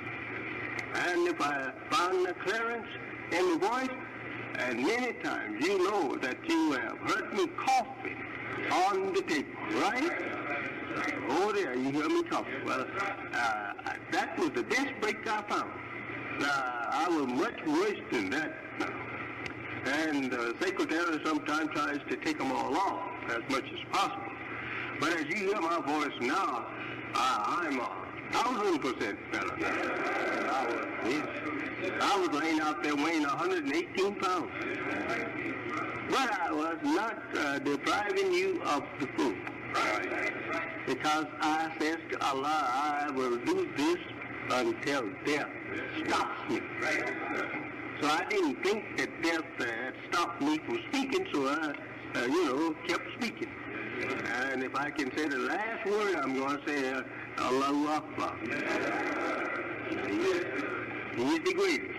He's taking me away. Yes. And he brought me here. Allah is the greatest. So these are the things that we must get in our mind. When we put on a post as a minister, it don't mean that you go there and take a seat and sit down. You go on to work. You're not going there to sit down. We don't need you to sit down. We want you to work. Be very, rather busy yourself and all that is pertaining to the word. If it's over there working among the brothers in the food, be busy over there. But don't sit down. No, sir, don't sit down. And if you are not with them, be sitting here, standing here trying to learn more about the truth. Be better prepared to utter the truth with any opponent. This is the thing we must do. I don't want no minister acting like ice makers. He's all finished now. You have 25 or 30 people and that's enough.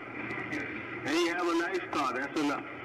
And you have a good home, that's enough. And a big pot of bean soup, that's enough. He's not particular enough. He gets his stomach full of bean soup and a steak and he's lazy.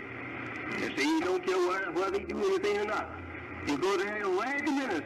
He's getting up at 11 or 12 o'clock in the day, and he's sitting around, yawning, And, you know, that is no minister. There's millions of people here on the bank of God. Just think of that, millions of your people. I want to say to you, brother,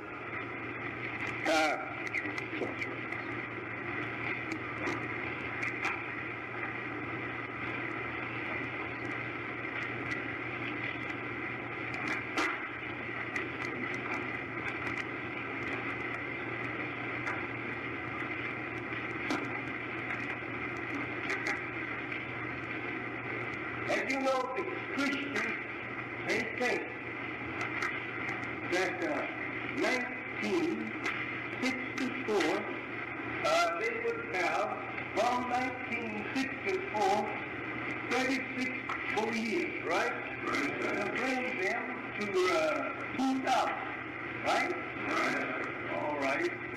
Then they say that is the end of their time. But Allah says to me, they are absolutely mistaken. The time is already up. Now comes Islam. Islam says here,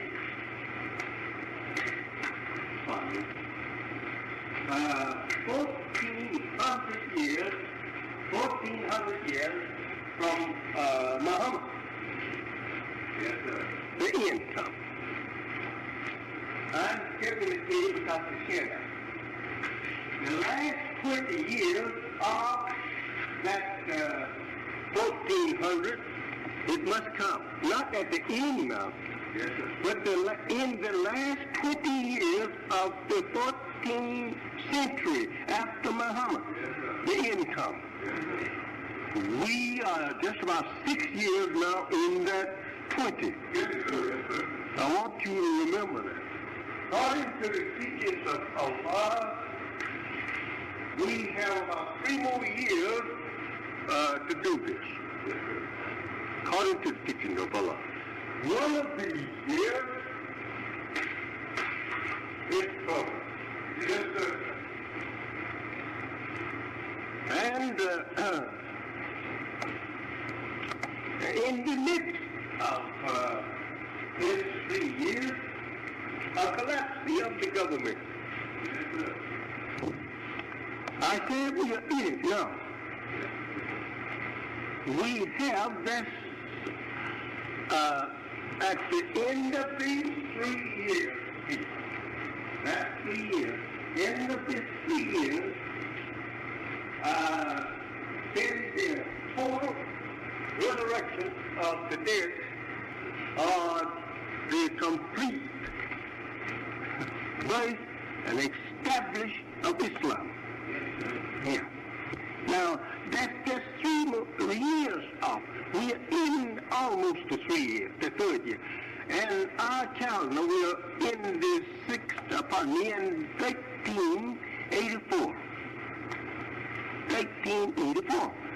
We are entered into that year now. In the 84 year. We are 16 years to the end.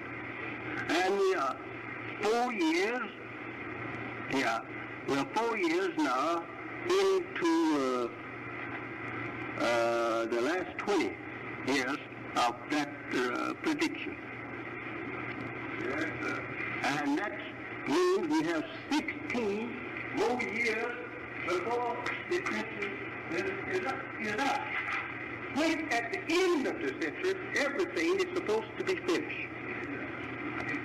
But within the next 3 years, the resurrection of the dead in America should take place. And in one of those years, it will happen. 1 year, the total thing will come. And in one of those years, it may be full rough. We have 3 years there to reckon with. One, it may be full rough for us. And when I say rough, I mean it might be rough for us. Victorious at the end of the 3. With the whole 22 million on, saying Allahu Akbar like you and I said. But the hardest hour is trying to get the child to birth, right? The mother knows that the day it should be born, and the mother is in pain. And that is her hardest hour, trying to bring the child to birth today. Right? Our hardest hour is just right at the end. We're facing them. And there will be much said and many attempts made to destroy Islam. Because the devil knows those figures as well as I. You find them in Daniel, but it's so hard for you to understand them there. But they're there. Something else here in Daniel, where he says something about the 62nd week and the 67th week and the 70th week. He gives you three things there. There's three different events that will take place. He says here that in the 67th week, he will be taken, and in the 60th and the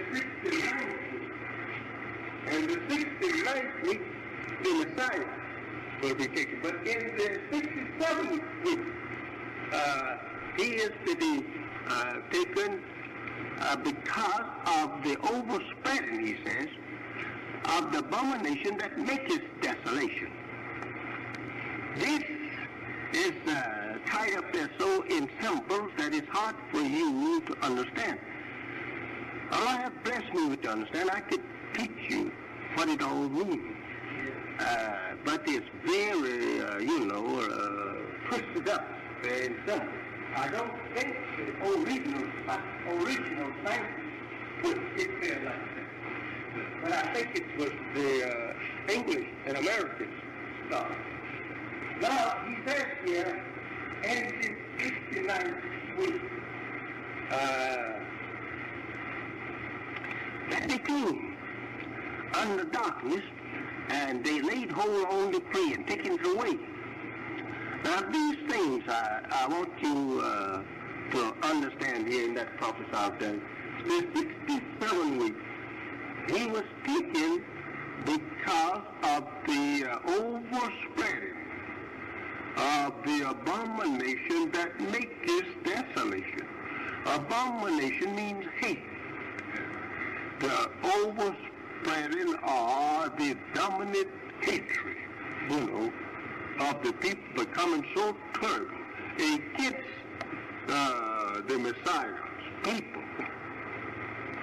Here, the Messiah is mentioned, but it's not the Messiah. It's God Himself. He takes care of Himself. No one have to come and help Him. He's self-sufficient. And so you can study that from this on. But anyway, my brothers, I'll have you here to tell you that work hard. You have only about 3 more years.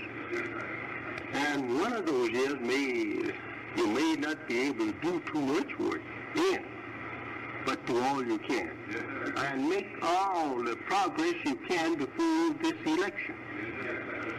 Because we don't know what will happen after this election. I know they're planning against us. And Allah is the best planner. He may break their plan, but I can tell you they are planning. Because we are progressing. And I want you to help me all you can for the next 6 months. Do all you can. Now, we are trying to make impressions upon our people. When we get temples, it's only to make an impression upon our people to come to Islam. When we build a restaurant or open up one, we are trying to, that's a fishing, or that's a bait, to try to get our people to come to Islam. This is every effort that we make is in the way of trying to get to our people, right? then we must do the best we can to get there. Here in Chicago, we have never been able to put a temple here, or school, as we desire, that would captivate most anyone's mind. Now, every time we try to save money to get a temple here, you ask for it out there to buy you a temple. Yes, sir. Right. This is true. Right. As soon as you think that we have a little money here, and you want it here for you, to build you a temple. So this keeps us looking like a tramp, a poor boy, hoboing his way all the time here in Chicago. Right. For trying to get you up in your place, in your cities. Yes, but if you go all out and try to set up your capital in the country, you would get more converts in your place. Right. Because you have something to point to. At our capital, we have so and so. We have this. And in this paper, you could display. We need $1.5 million here. This is what we need in order to set up something right.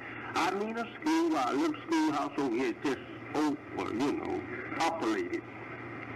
Overpopulated. We're doing something other over there now that the city is making us to do that is absolutely through it.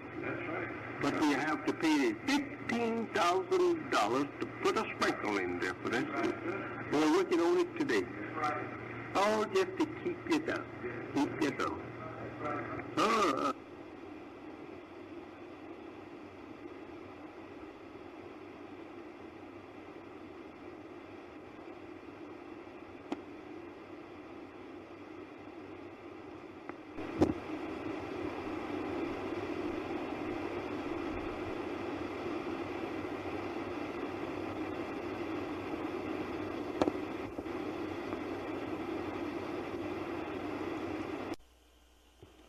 Final statue for once we would get more followers all over the country. But you see, this here is right in this residence. We're not even on a surface. And it's hard for people to find us over here. We need to be out on surface. And there is places here that we can get. So let us do all we can within the next 6 months, see just what we can get. And as you know, we have added to another, or rather we've thrown out another little bait here to the public of an economical, program for, a safety, which will amount to a lot of money in the run of a year. We're going to put it to itself. This we don't want to check until that we see what we can do in 1 year. This is a base to all our people, the 22 million. We're not asking ourselves now only. We're going to do. But now what we are after is get our dead brothers to do it. They contribute to this, and they will do it if you know how to be a good, diplomat. They will do it. And they've already helping themselves. If we could get 4 million people to do that, or 5 million people, it's running how much? About 60. 5 million people a month, $5 million a month. Yeah, 5 million. Right. And that'd be 6 million a year. Yeah. If we could get 5 million workers to just contribute just a nickel a day off their work day, 5 days a week, 25 cents, $1 a month, that would be $60 million a year in our bank to help aid our people. And if we want to do that, then that will entice all our people then to start contributing to that particular bank. It takes about $1 million to set up the bank. And then after setting up the bank, you have then something that the people will look forward to. I admire you for the first time. We are 22 million here, and we don't have no national bank. nowhere in the country for 22 million people. I had the right leadership. All the leaders was for self. He have his own national bank, and the nation have nothing. We want to build up something to help fight poverty and want. If we had $60 million in the bank today, it would aid a few people anyway. Because it takes a lot of money to aid, millions of people. Because if you give them $1 worth of food a day, that's $1 million. If you give 22 million people $1 worth of food a day, that's $22 million you got. So you got to go in those billions of dollars together. This will make it. Get these people working into this in a few years, you have $1 billion. That's right. Because some of these fellas have money. When he see your bank is strong enough to talk into millions, he will put his little million over there. Then he will share with you so much of it. And I see we on the road to great success if we can hold out. As the old Bible says, blessed is he that holds out, and endure to the end. Because if you can go through the rough, on the end of it, there is ease. The Holy One said, after difficulty comes ease. And I can tell you myself, as you know how much I have went through. I still is not through going through with it, but still we have it a little easy. I can walk and talk a little better now than I could 30 years ago. But we suffer. And we take much. But the good end is for those who have patience. Yes, sir. So now, you see how far we are in trying to get this paper, and we say we're trying to get the Word of God to you. Prove it. Take the paper. Ministers, if your followers won't do it, you get out and do it. Leave your pulpit and go on out there and start hailing people. Say, hey, our teachers write down the such address, and I just want you to see and read some of our newspapers. See what you think about it. And I would not jump to conclusions, brother, before studying a people. We are very much misunderstanding. Good. So take this paper. It's very reasonable. Take it. It don't cost you much. And read about her. If you want to come to us, read about her. And learn something about her through our paper here. And they will buy it. And you will be spreading the truth. And Allah will bless you for getting up, going out in the street yourself, and trying to get people to get to the people with the truth. And you'll find people coming to your temple, filling your temple up. Don't sit down waiting for someone else. Well, I told them to go out and try and find the people and tell them to come to the temple. But they don't bring them in. They don't hunt no more. They don't fish no more. You the biggest fisherman is there. If you won't fish, you're no good and well. These little fellas is not going to fish. They don't see you throwing in your line into the water. You're not baiting no hook. You're just sitting there looking at them. You're not dragging no net. Help them, and they will think more of you. Help them. Captains, you must help the minister. You must help him to get it over to the people. And lecture your FOI to follow the minister and aid him in getting to the people.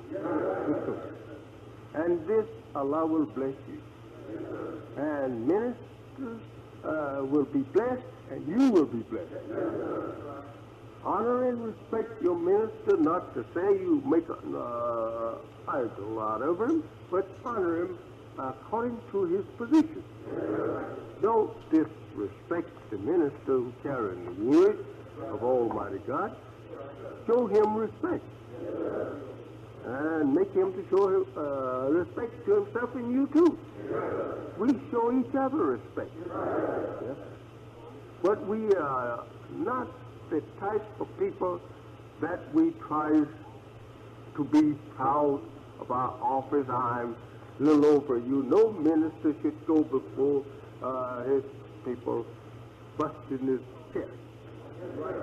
They already know you are their minister. Act as friendly and as humble and submissive as possible with your followers, for your followers. That will give them the spirit to act like that. But if you go stand up and be big man, they get that same spirit. Every time you make a little officer here, he's doing the same thing. And then you running the people away from your temple. Yes, that's exactly what you be doing then. Never to take these offices and make them other than what they should be by your proud attitude and your instant talk to the poor little brother. Sister, you know better than he. If they are believers, you know we're bigger than they are. They're all you're all the same before Allah. So don't boast and try to be big, and just because you stand on the door, don't scold me because I'm got to come by you. I know I have to come by you. And then, all right, act like that you want me to come by you. When I get to you, you greet me with a smiling face and offer the free hello to the speaker up there. If I act like that, I want to see. And if I act a little other than myself, you don't have yet to jump on me and crush me. Just tell me, no, brother, I'm sorry, but you are not the type that can get in there in the meeting because we don't like to have no disturbance in there. And so you must not go in. Wait till that you can act like that you some peaceful brother. If I let you in there, they will kill me. Talk like that. Because I'll let the disturbing brother come in and break the peace of the meeting. That's the way to talk to him. Captain must not come walking around. Hey, what are you doing around? No, not that. No, we know you the captain. You don't have to come around whooping at us like that. No. Let the captain come around and salute his people, bow his head like they bow to you. You want them all to act alike. Show respect to each other. Shake hands with them all with a smile. They dare defend you. Someone would try to attack you, their lives would be the first. That the attacker would get a hold of us. So remember that. You don't go and abuse them. If they act a little wrong, some of them may be a little disobedient at times, that's understood. Right. But you're not yet to go out of your way and show the people disrespect just because you can't. Just take him out and beat hell out of him. You must never do that. Never strike another brother unless you just compelled to do it to protect yourself. Islam does not teach us to do such things. Don't swear and use profanity at one another. This don't look nice for a righteous person. He's standing swearing at each other. Just because you captain, you should just swear like you please. You're free to swear at them and they are not to swear at you. This is not right. This is not the way of Islam.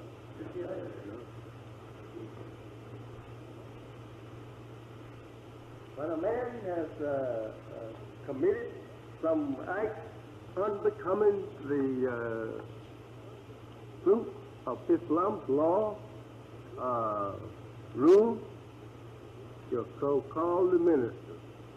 Tell him to come here. There's Brother so-and-so. He have this, thus and thus, Brother Minister. What is your answer? What is your decision? You let him do that, not you.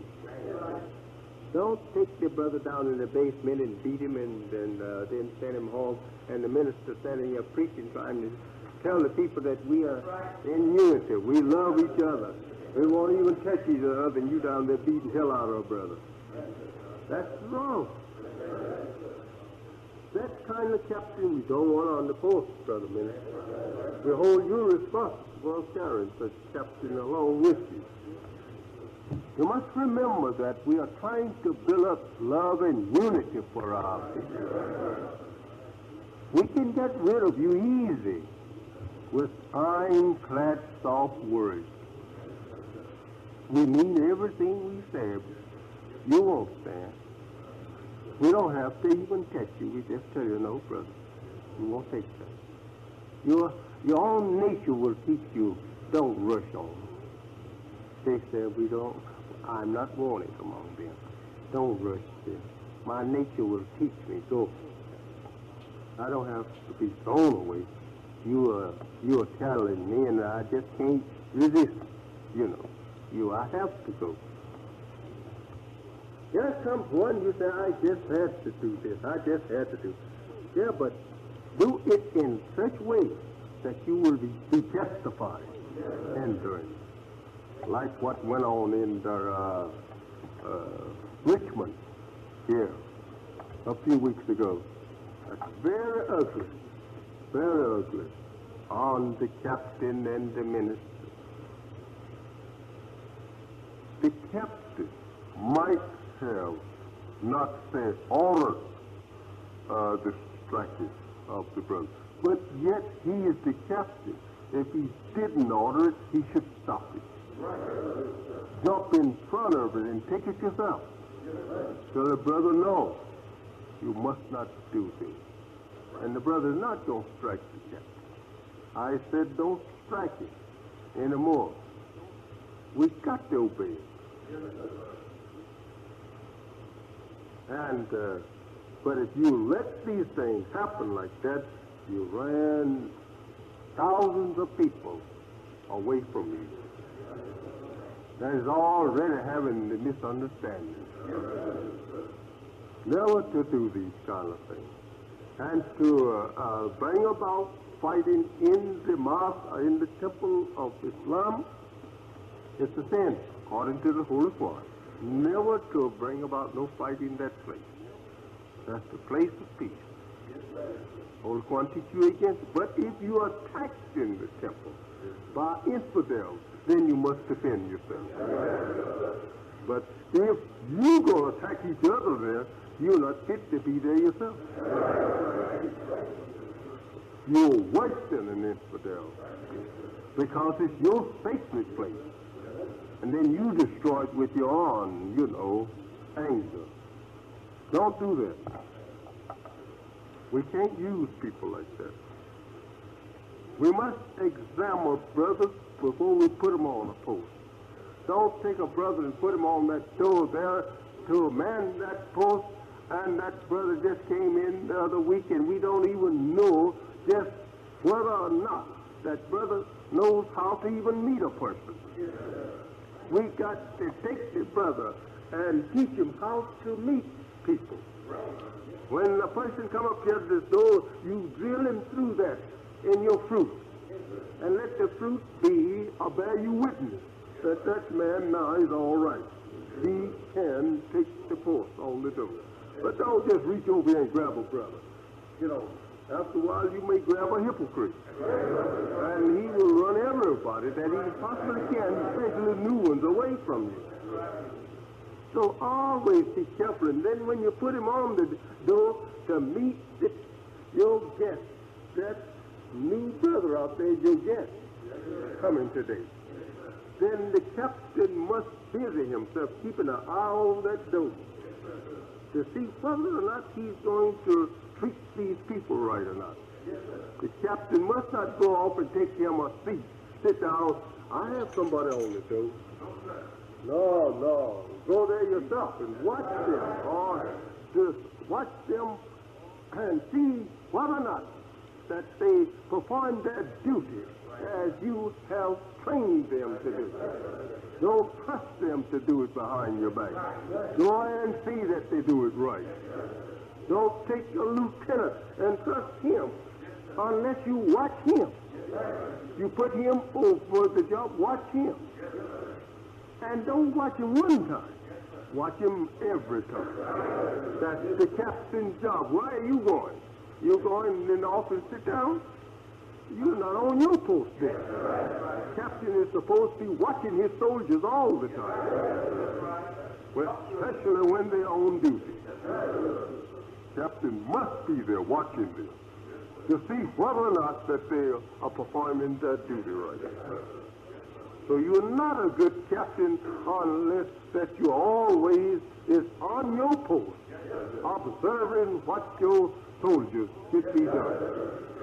You give them order, you watch them to see that they carry it out. Lieutenant may sometimes turn hypocrite. Since he left the temple last, okay, he gets devil in him. And when he gets back on the job, he's playing what he can do to bring about, some way of crippling the progress. So if the captain is standing there with his arm folded, watching the whole entire performance of his soldiers, all right, he knows whether this one or that one is weak or not. But if he go put him on the post and walk all off and go somewhere and sit down and go to sleep, he's a no good captain.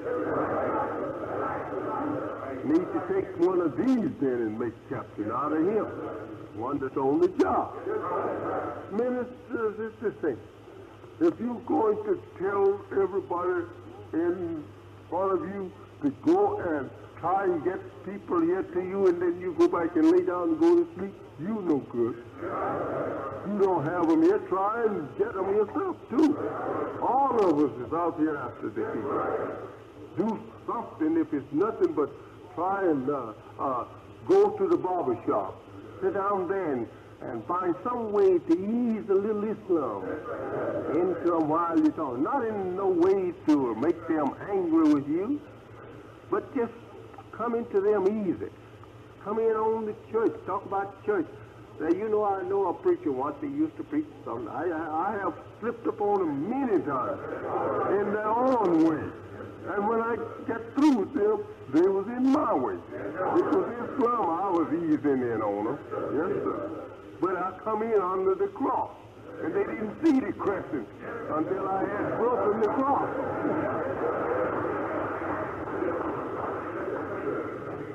You got to learn to be good hunters. Yes, sir. So let us get away from this stuff about being. We have been too lazy on our job. I'm just telling you the thing. You have been too lazy on everything. Yes, sir. We get full up too quick. We get, what we need too quick. We get rich. And we get all our needs taken care of. And we just want to now just while around. I believe I get in my car and go and I take a little fresh air. Not to say I believe I'll go over to such and such place, maybe I might convert a fellow over there. I want you to remember this is foolishness. You've got no time to go out catching fresh air and going out to look at some sport game of some kind. We've got no time for sport and play. Preaching that the fire is now kindled and that it will be burning here now in a few days.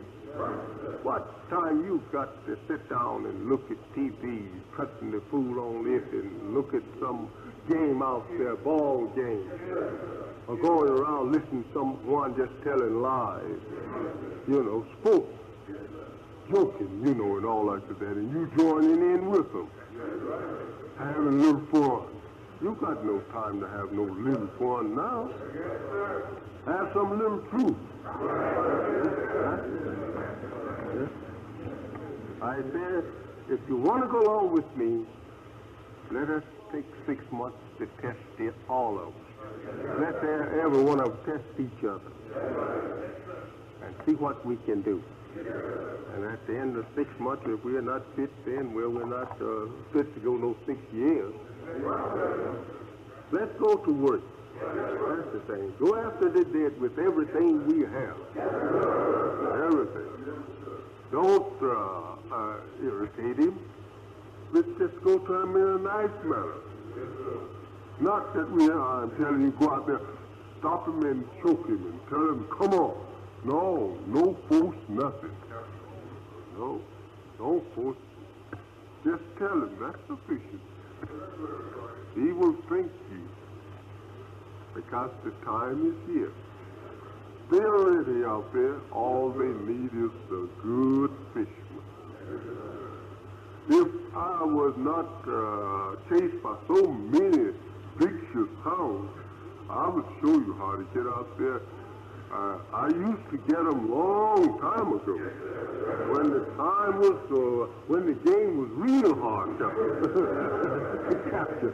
But now I see the game so easy. I just ached inside. I said, ooh, if I just had a chance, and they didn't know who I was, I said, I'd get me 1,000 of them overnight.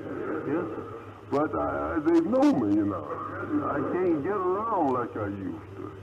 But there's Brother Benjamin there, Minister Benjamin. He remember me. Yes, way back. Say, I sat on up. Just stand on up. You may feel like stretching your legs. This brother here, back in 35 now, this is nearly 65. This is 64. That's a long time, isn't it? He known me from 35. I used to room in his house for about 4 or 5 years, I think, in Washington.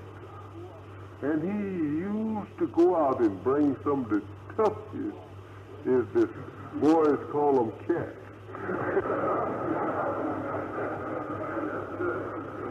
Toughest cats he could find, and pick them on me.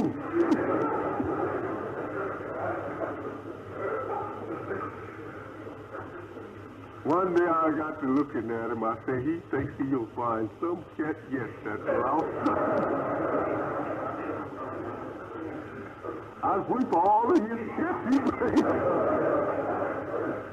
He'd shake his head and he'd go out after another. Look like he say, I will get you after a while. I know one is real bad. So he'd bring me a real bad one. When he leaves me, I have him all week. So he'd look at me again. Looks like he said, where this man come from?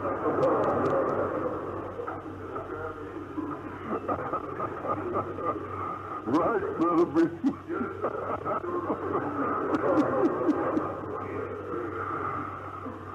Oh, I used to tell him, I said, one of these days, I say, you see, I said, I have a temple right here. I said, you'll be in it. I said, you'll be with me then. I says, I will get arrested here. I said, he send me to, maybe to prison. I said, but, I says, I'll be the winner. We'll have a big temple here one day. So he sees now. Way back then, 35. And so I travel up and down the East Coast, running every 2 weeks, 3 weeks, going to another place because the dog would be right there after me. Soon as they chase me, you know, and find me up this tree, I jump to another tree or go in a hollow. And so I had to do that for several long years. Yeah. Brother right here, just tell you, he and his wife could give her a better, I would say, well, I could use to represent. They could represent me better than anybody on the East Coast.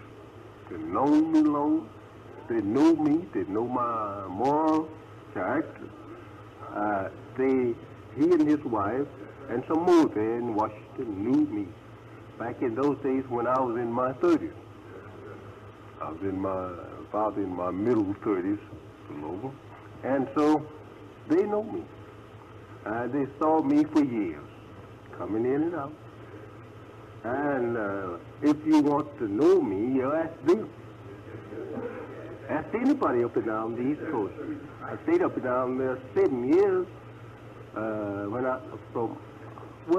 my middle 30s. I'm a young man, up until about 42 years old, something like that. Yeah, about 44 years old, when I went to prison. And just go up and down, go behind me where I went along. The people will soon tell you from Boston to Atlanta. And I stopped in and out every little city, town, all of them, and now today there's a light, a fire burning. Allah has blessed me with temples in every one of these places. Brother can tell you, I would tell him I was at such and such place. He'd tell me, where you been so long? At such and such place. Now, in all those such and such places now, brother, you see a temple in them. Well, Allah bless me wherever my foot trod, He caused, the seed of salvation to prosper there. And it went into the heart of our people, and today there is the old saying goes that cast the bread upon the water, and after many days you will see it again. Well, after many years, now I see. Yes. So, brother didn't think that he'd be standing here today as a minister in those days. But he did. But he carried me down in that Virginia once and threw me on one of those bad cats. That cat was so bad he ordered me out in the backyard to a fight. Yes, sir. Yes, sir, brother, I will tell you. Pastor of the church. I made fun of him, and he fell pretty cheap off from that. But he got jealous because that his followers was there beginning to, to listen at me, and the worst of it, his wife was about to become a convert.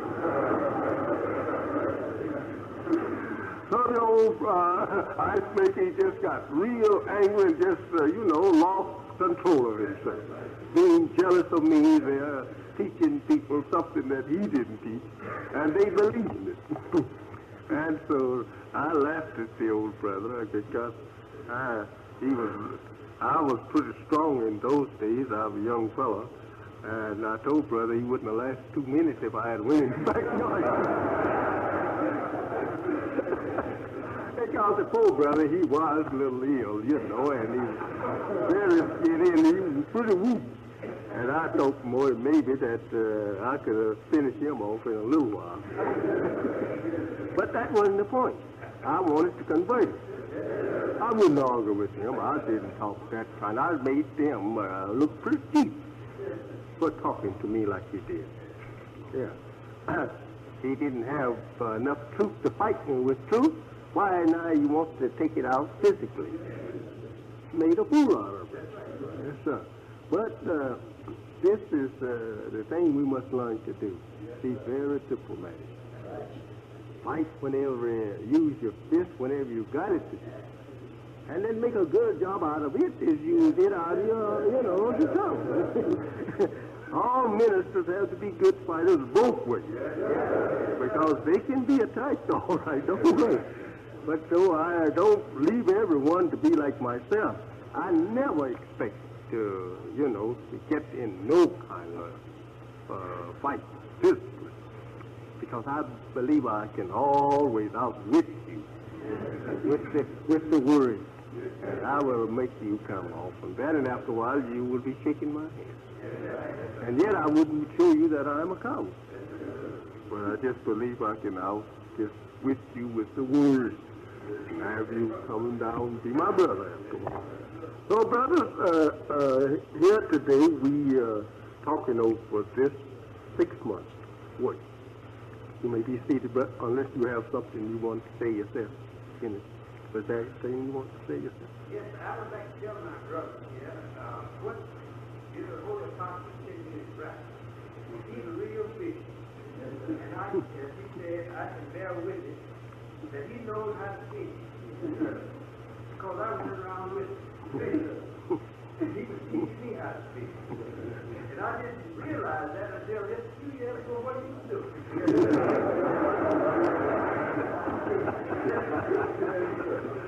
And I had to do some of the same thing that I saw him do. Out here in my feet. That's all of that. And cannot we get these papers over to the people? As long as the people will buy them, then we must put them in their hands. But now, if it's hard to get the people to accept these papers, then I will bear witness that you probably could not sell over 100 paper or 50 papers. But if there is 1,000 people out there who would buy that paper, if you would get to them, I say you should have sold us out. Keep going around. It is nothing for me to do if I have a job here that I don't work but 8 hours a day on it. I should go on home, clean up, and spend, I say I'm going to try to spend at least 2 hours a day trying to get this paper to someone. Maybe they will become a convert. Well, okay, I walk around, I drive around and get to a place where I can start, talking the paper to the people. What the this particular program of the Muslim. Have you ever read the Muslim program, brother? I'm not telling you yet I'm a Muslim. I was just reading here. This is a way they slip in on people sometimes.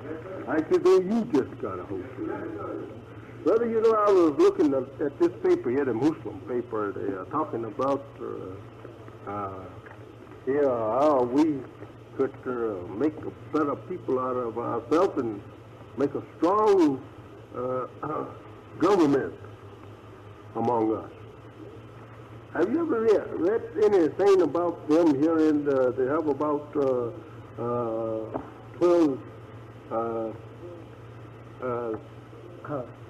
little paragraphs here that they call, different, ways they intend to try to enthuse us with. But I have neglected paying attention to the Muslims for a long time. They have something. Got one of the articles here that he's talking about.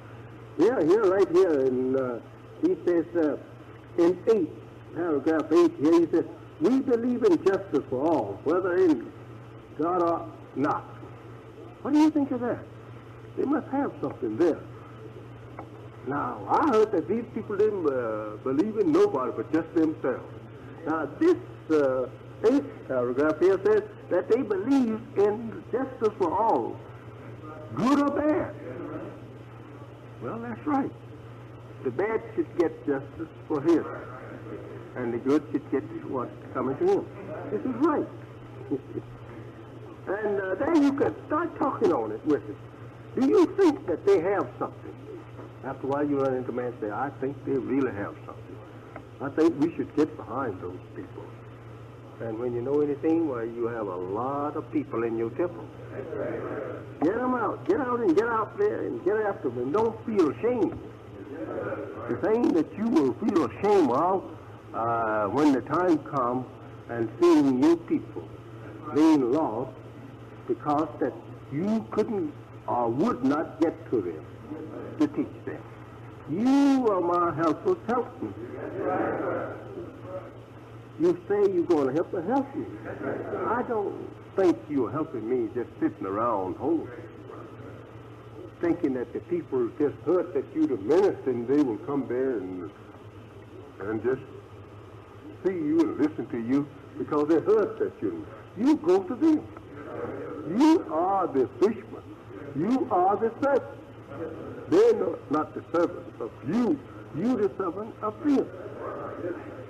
And I'm your servant. I serve you. I'm the servant of Allah, and I serve you, the whole nation, with what he gives to me, to give the nation. You are my helper. You are to serve the people. You are servants for the people, not kings for the people. You are servants for the people. Right? All right. Let us do that. Let us do that. Wealth don't make us sit down. That's secondary, brother, to this way. Wealth is not the thing we're looking for. We're looking to try to keep clean and go before the people, but we must never put our heart in it. Don't put your heart in wealth. Put your heart in trying to save your people. That's the thing. Trying to save your people. Wealth will come. That's for sure. But as I used to tell Brother Benjamin there, years ago about that, I said, that's easy. That will always come. I said, but I'm after the people. And he saw me in those days. I was very little. I was very poor. But nevertheless, I was after people, and Allah didn't never let me down. No, he didn't never let me down. I paid Brother Benjamin both bills all the time. But he never saw me as physically at work. So sometimes he kind of thinks that I was maybe with the big shots over there, you know, playing a little game on the cover. But I wanted him to see that I was actually a servant of God, and that Allah was taking care of me. And I would not perish as long as I worked for Allah. And this he saw up until today. He went on to prison with me. He kept on following me until he followed me right into prison. He didn't know that. But I knew if he followed me, he was bound to go back. Because I couldn't help but go myself. So if you go to follow me, you're bound to hit the same trap I hit. So you ministers who have never been to jail, don't be blinking. You might go. So you captains who have never been to jail, don't be blinking. You may go. The Bible says, he that loves his life shall lose. He that hates his life shall keep it.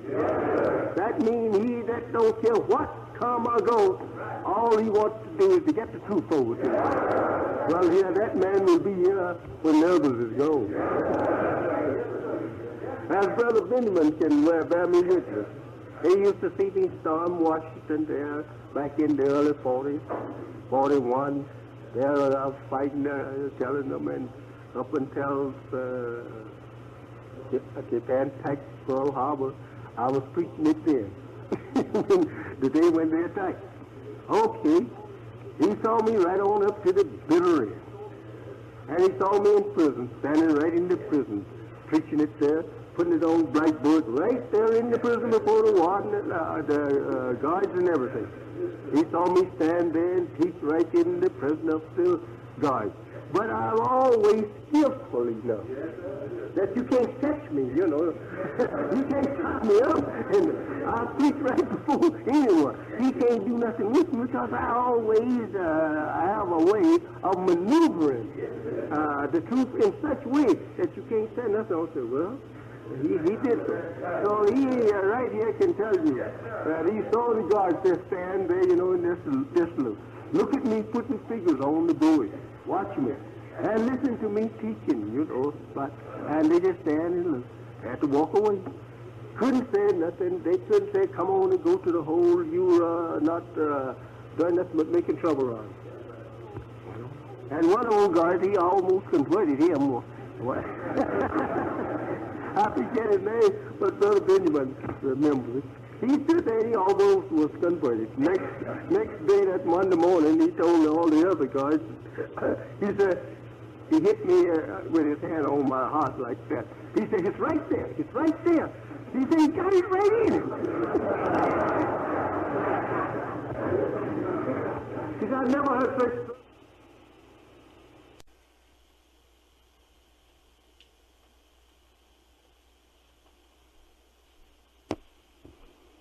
And you have seen me all over the country. You have never seen them able to walk up and hear what I'm teaching. You don't see them asking me questions in their writing. He says so and so, let him prove this and let him do. Don't ever ask that. No. It's settled when I speak. I always settle that. You don't have nothing to come back. You can't attack. I closes the door behind me all the time. Yes. And you don't find no way to attack. So, This is the weekly broadcast of Mr. Muhammad Speaks, the program that appeals to the black man and woman of America to do something for self. From the pure, clean waters of Peru comes still another great milestone in the history of the Nation of Islam. From the shores to your table comes fresh whiting fish. Yes, whiting H&G, the delicious fish that's completely cleaned for your convenience. So watch for the whiting fish representative and place your order now for the best fish you've ever eaten. Millions of pounds of whiting H&G are coming your way. The Honorable Elijah Muhammad is feeding the black man with good, wholesome, delicious fish. So do something for self. Place your order now with your Nation of Islam fish representative to be delivered directly to your door. Eat to live. Eat wholesome, good, whiting H&G. And now we present to you with great honor the last messenger of Allah, the Honorable Elijah Muhammad. Greetings to you.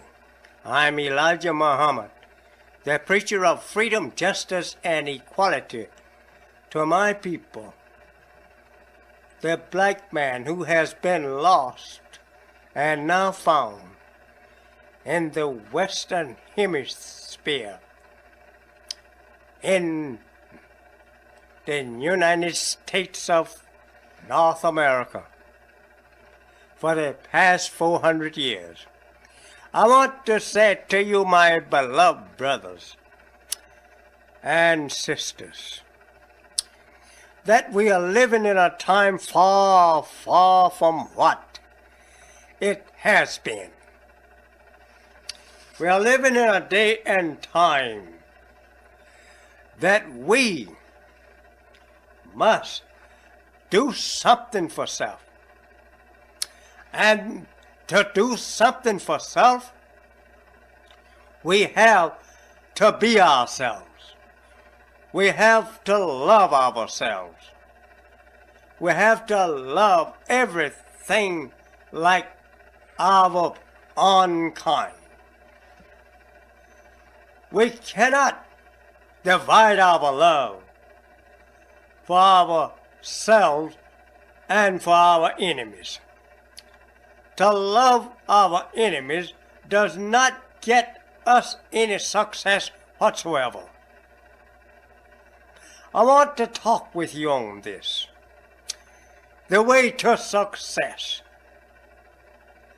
To have success and be successful, we have to accept our own. You say, what is our own, Muhammad?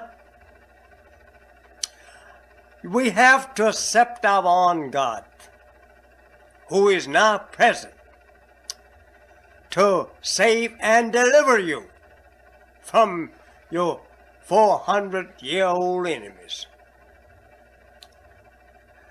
We must accept the way of the God of righteousness. We must accept the way of justice and peace, which justice brings. We cannot enjoy peace and happiness without justice. We must have justice first. here we are today thinking that we can do a lot of things without accepting the Master King of the universe. You are blind, deaf, and dumb to the knowledge that the world that you has known and that I has known is now going out. And a new world of freedom, justice, and righteousness is now coming in. We must remember these things. Maybe we will be successful if we remember and try to ponder over the time and what is now taking place. If we accept our own God and His purpose and aims for our happiness, our peace, and our justice and equality, we will agree that we cannot escape accepting God Almighty Allah for us. Look in your poison book, the Bible. Look how it prophesies of these times. Read it carefully, and you will find proof in that Bible that we are on time and has allowed the enemy to do whatever he please. Almighty God Allah came in the person of Master Farad Muhammad, to whom praise is due forever, have pulled the cover off the cover. They have been covered up, and we could not see them as they are. Now, as it is written, He has lifted the curtain, the cover off the covering, and now shows the nation His shame. You have it. Why don't you believe after you see these things made manifest? God wants you in heaven. He wants to take away the bruises and sufferings of slavery. If you would join on to them looking for joy and happiness, you won't get it. That kind of thing in this world is short-lived. Let us accept our own. Then unity is possible.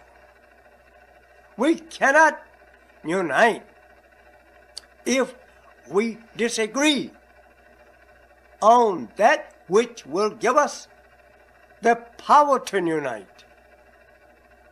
Our God and His aims and purpose to bring joy and happiness, freedom, justice, and equality to you and me, who has been deprived of this for 400 years. The very thing that will bring to us all the heaven we're looking for. Brother, it is unity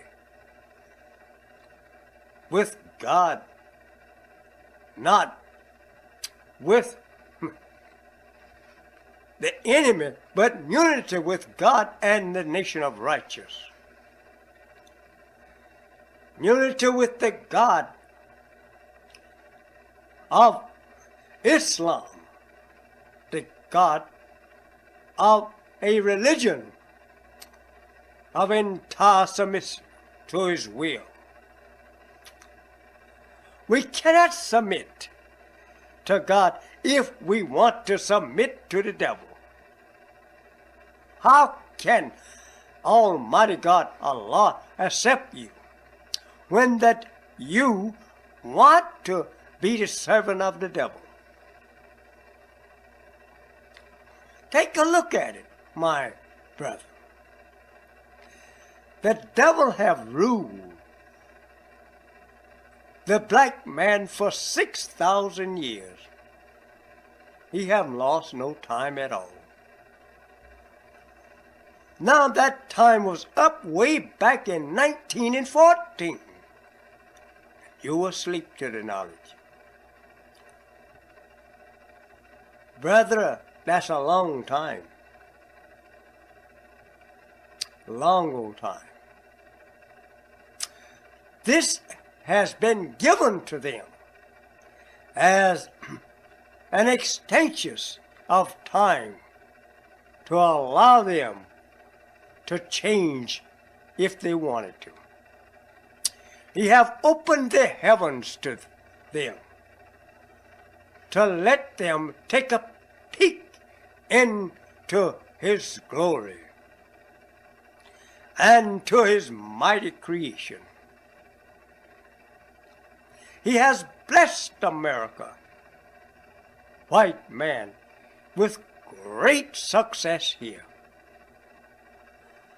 He have blessed him to accumulate more wealth than his other brothers combined in Europe.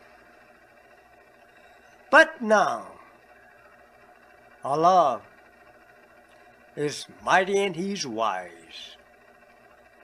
He's taken it away from the white man.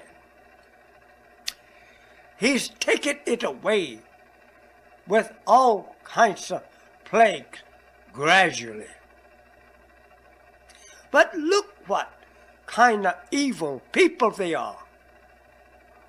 That even while God is bringing them to a naught, he yet seeks to murder his once loyal slave and to deprive him of freedom to go for himself. Look what is happening to us in Alabama. There, we went there at the white man's word. We bought land from white man, from his brother. And his brother now get blood in his eyes to kill his brother for even selling us. Not, think over that, not giving us nothing, but selling it at a high price. Just the idea that you want to help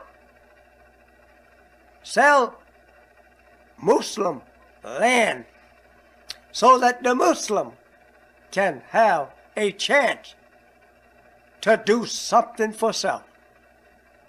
What an evil people.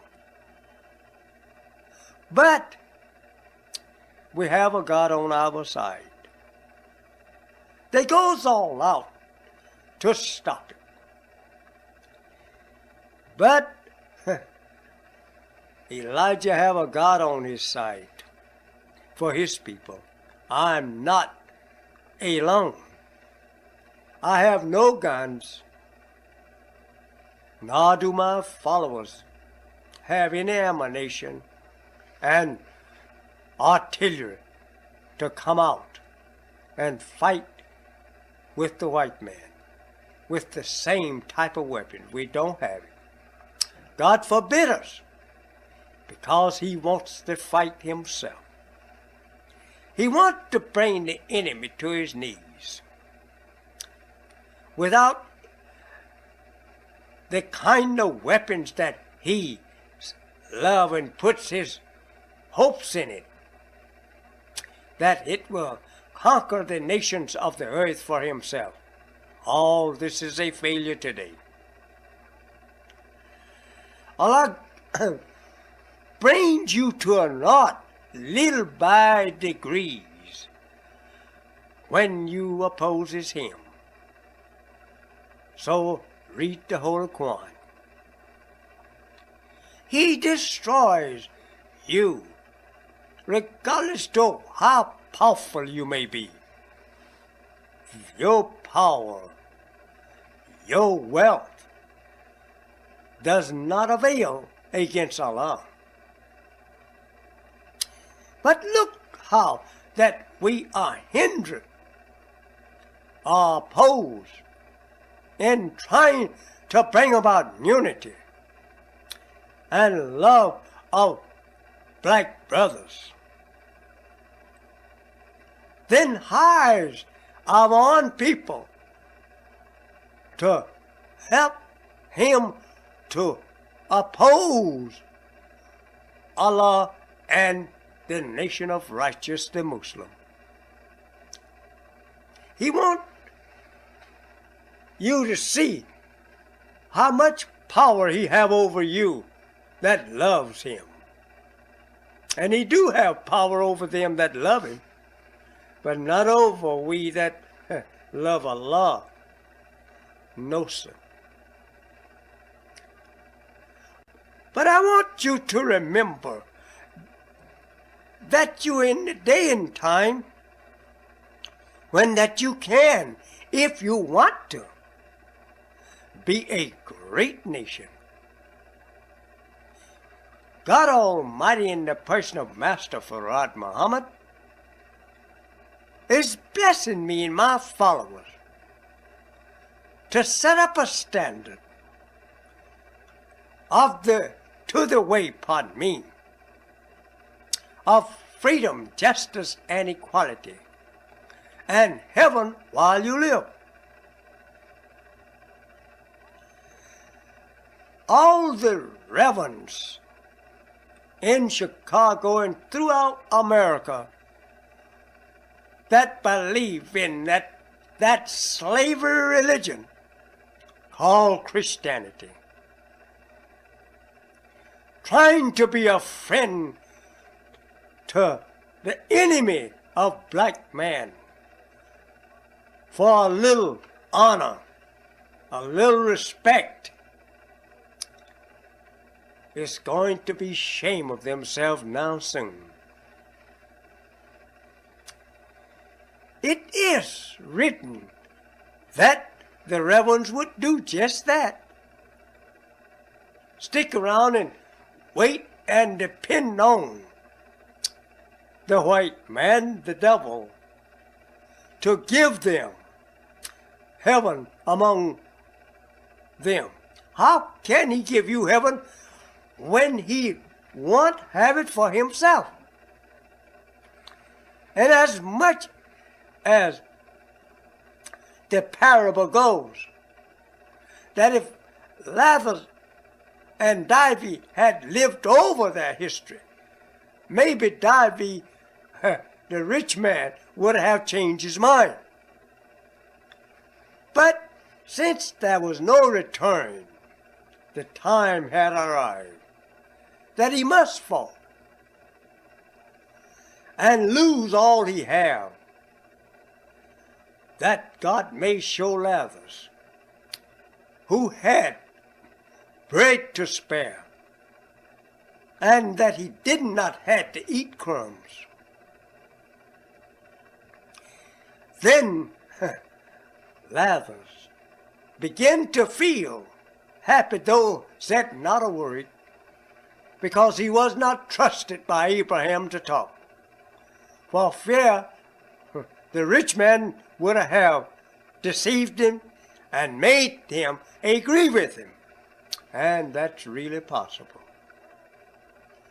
And all the world's trouble today, with war all over the earth, with the government telling you they cannot bring about no peace, And if they could, that would make the prophesy lie. The Bible said they would not be able to find peace, and that they would seek peace, and they would give fine gold for peace, but will fail to find it. Now, they admit they cannot find it. They admit they cannot come to no reasonable agreement with each other. It is just not here. God Himself is in the way of the enemies enjoying peace, because they are the one that took peace from you and me. They are the one that has deprived the whole nation of the earth of peace. Now they must enjoy peace while they are keeping us from having peace among ourselves. This is the ugliest thing of all. The enemy will come to you and me, and if he find us in peace, he seek to destroy.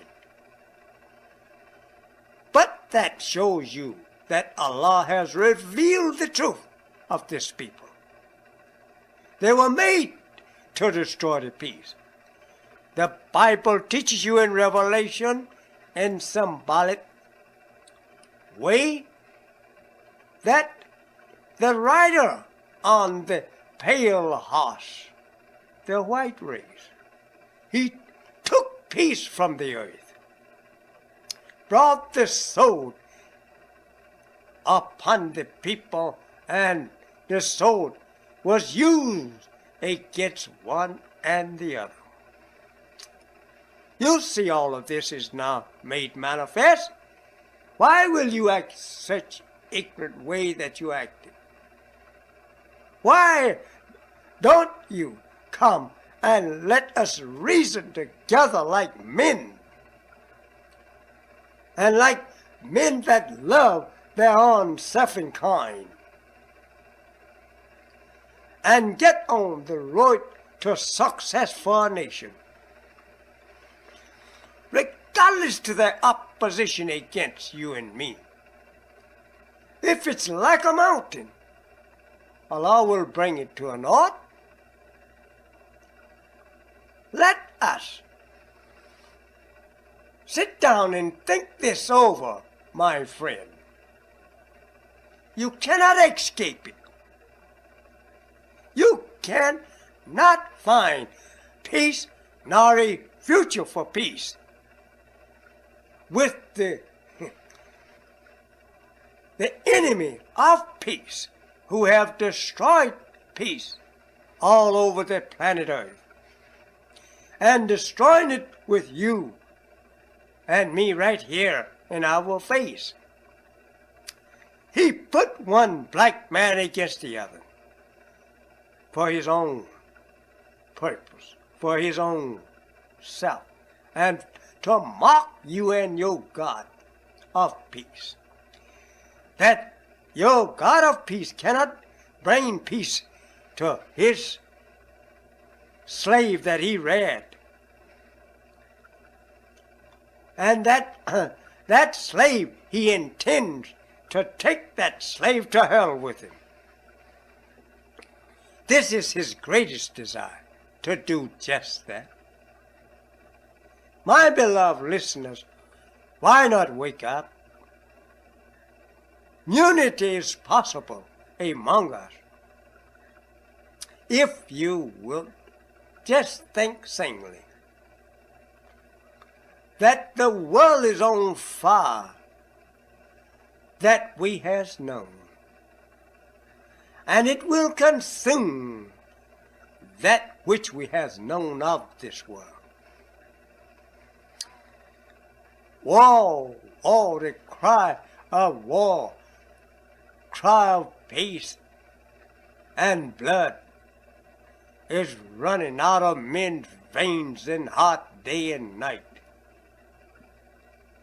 They say, peace, peace, while the soul reaches to the soul.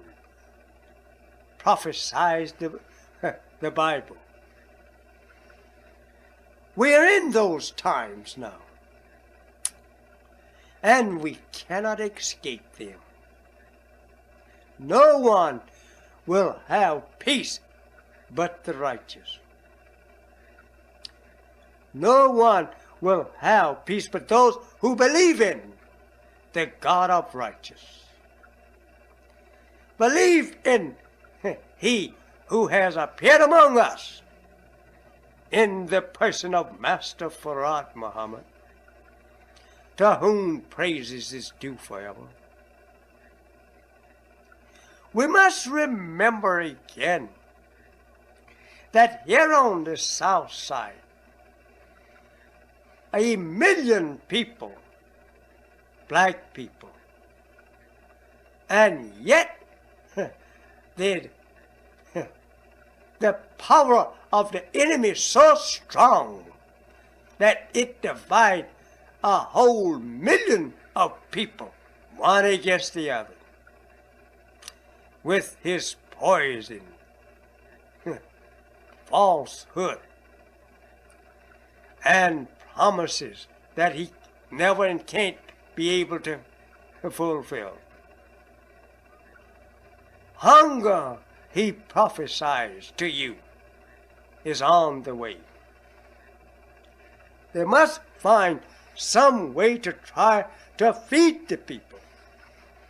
I said to you, brother, let us go to the earth. Find some way there to dig that earth. Try and plant bread there, and meat for your hungry stomachs. It is coming. Oh, yes, it is here. In many places, we cannot see our people eating enough to keep them in health and strength. Why not? Accept your own. The whole entire earth belongs to you. It was only let out to the present enemies to rule for a time, 6,000 years, which is only a fleeting moment in your history. You've been here for billions and trillions of years. 6,000 years is nothing but a moment. And the great thing of all, now you are taught that your people, your own man made them. The Holy Quran teaches you and me all that they will do in this day and time to deceive you. And they are doing this thing, my beloved, trying to deceive you and me, to stay away from your salvation.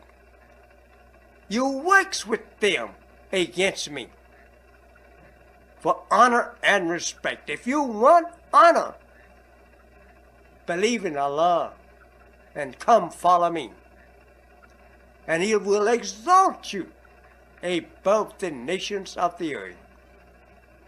It is you who refuse to accept your own and enter into the joy, peace, and happiness of heaven that actually belongs to you. Don't belong to anyone but you and me. Beloved listeners, let us come to some kind of a reasonable terms of agreement on unity between us.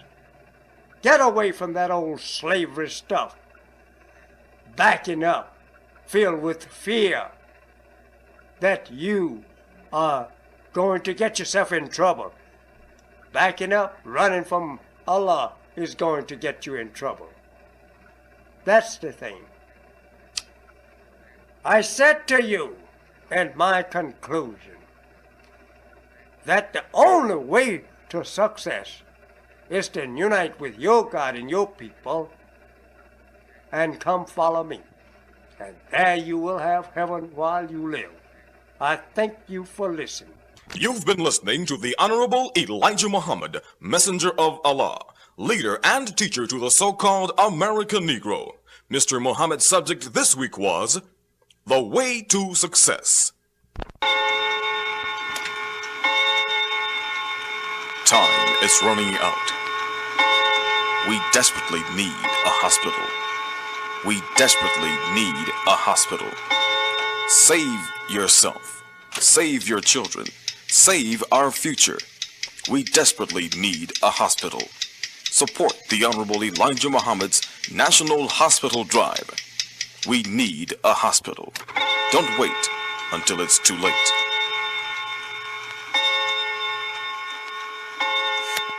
In the name of Allah, who came in the person of Master Farad Muhammad, and in the name of his true servant and last apostle, the Honorable Elijah Muhammad, Salaam Alaikum.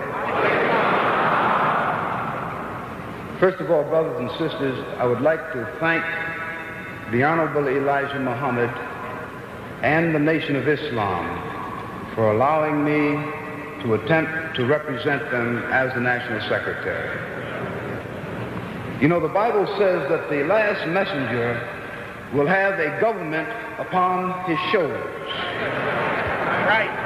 Now, this obviously must mean that the man has to be the foundation and the support for a new nation.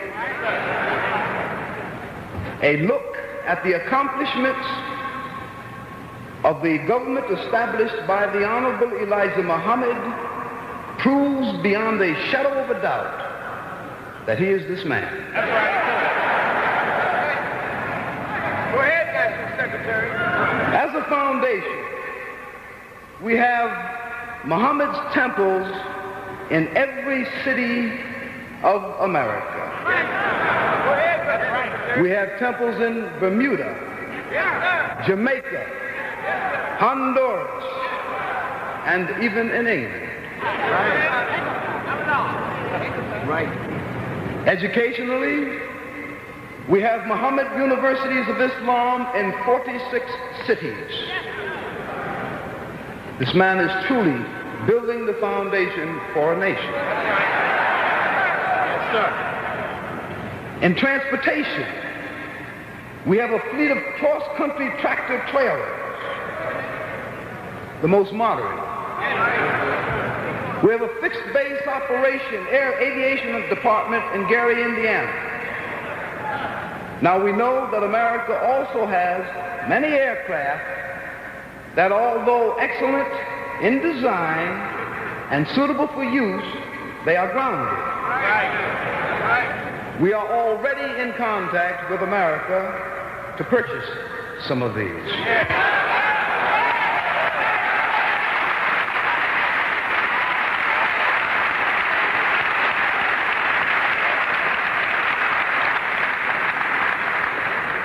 Under the leadership of the Honorable Elijah Muhammad, we are negotiating for the purchase of 2 or 3 cargo ships to carry across the ocean the various products purchased for our people in foreign countries.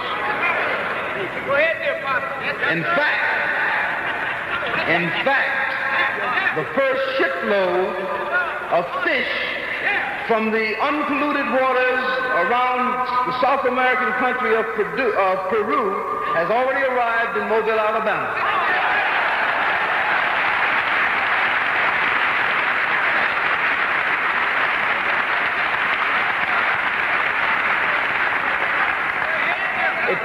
It carried with it some 1,000 metric tons of fish, or roughly 2,200,000 pounds.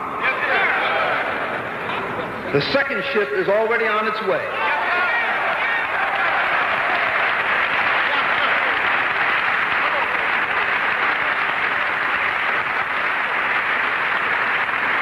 This one will carry 1,200 metric tons. And brothers and sisters, under the leadership of the Honorable Elijah Muhammad, this will continue each month for the next year, at least. The only difference being that the poundage will increase.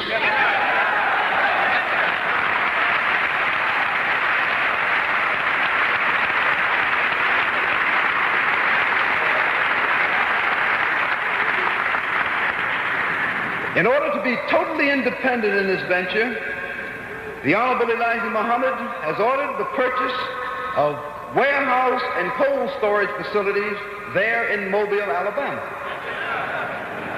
Negotiations are already underway, and we expect to spend at least $1 million to prepare this facility for our imports.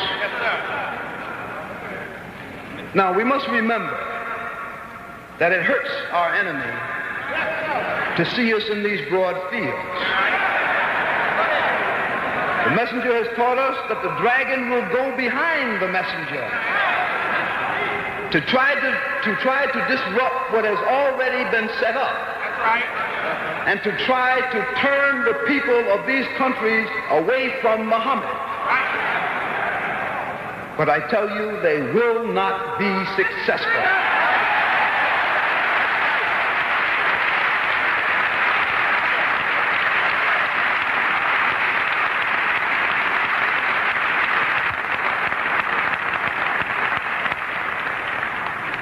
We who love and follow this great man, the Honorable Elijah Muhammad, will fight to the death to hold on to what he has gained for us.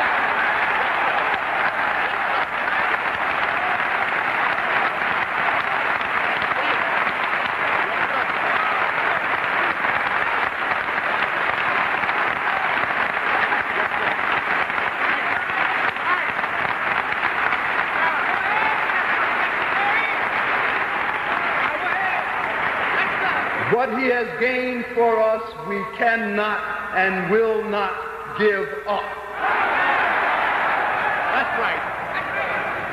Now, I personally can bear witness to the love, to the honor, and respect that the people of the world have for the Honorable Elijah Muhammad and the Nation of Islam.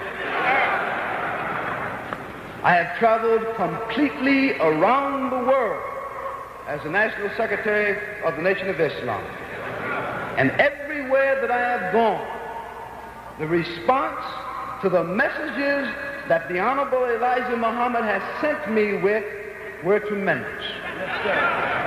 In Japan, in Africa, in the Middle East, in South America, they always respond positively to his program. The messenger, the Honorable Elijah Muhammad, is moving to establish trade routes across the narrow strip of ocean between South America and Africa. He is also moving toward China.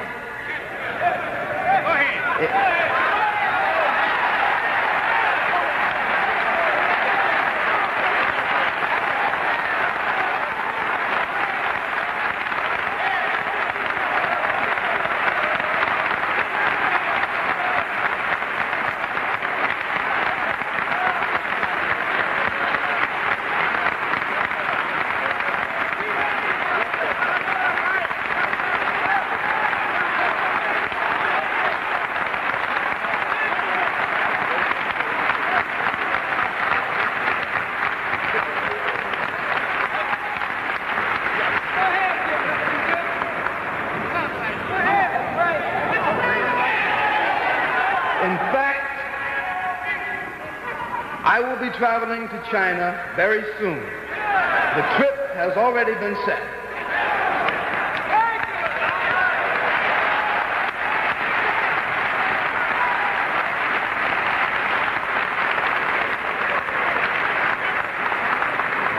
Brothers and sisters, this is why we need the help of every black man, woman, and child in the hells of North America.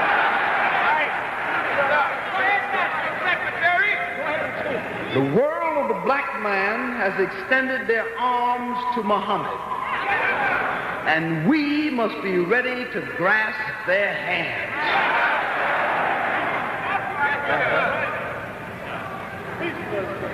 Here in Chicago, brothers and sisters, again under the divine leadership of the Honorable Elijah Muhammad,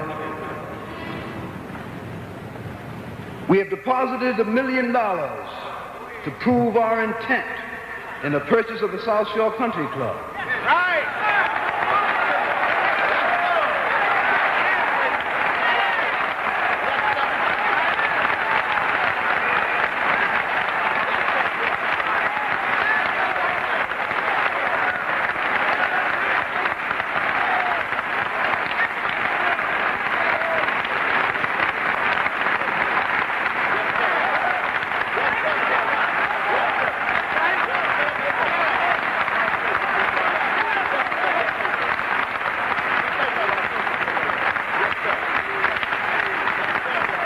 Brothers and sisters, this is some 59.4 acres of land which the Honorable Elijah Muhammad will use for uplifting projects like universities and hospitals.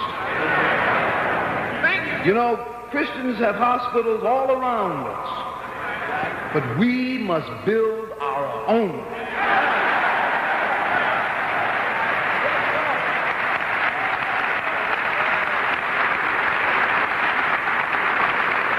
By summertime, we expect to have a fleet of pleasure boats on the lake. We also will soon purchase a large yacht for movement along the Atlantic coast. The Honorable Elijah Muhammad is going to build the south side of Chicago and make it beautiful for the black man like the white man has made the north side of Chicago.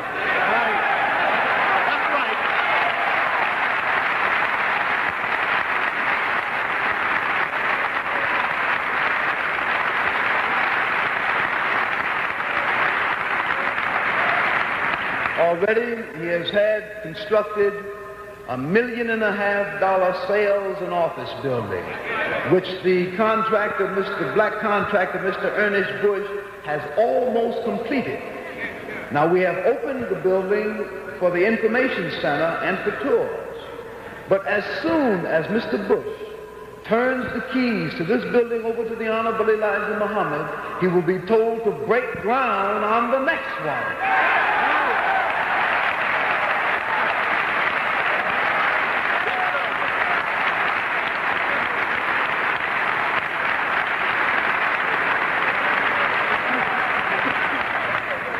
Brothers and sisters, in our business enterprises during the past year, we moved toward $50 million in incomes.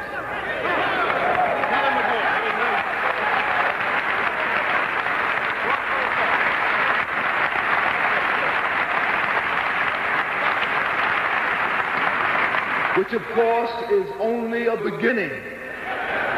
We have only scratched the surface, because what the Honorable Elijah Muhammad has in his head for us, we cannot imagine. This is only the beginning, brothers and sisters, and if we obey him and follow him and join with him, the black people in the hells of North America will soon have, in truth, that totally independent nation that our leader and teacher has been teaching us for.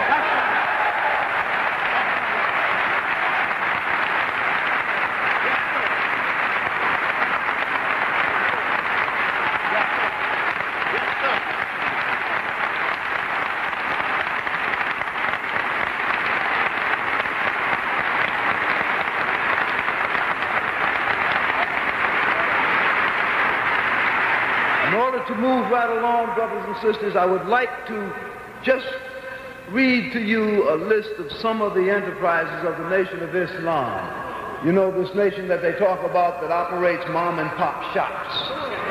We'll show you exactly what the Honorable Elijah Muhammad is truly doing.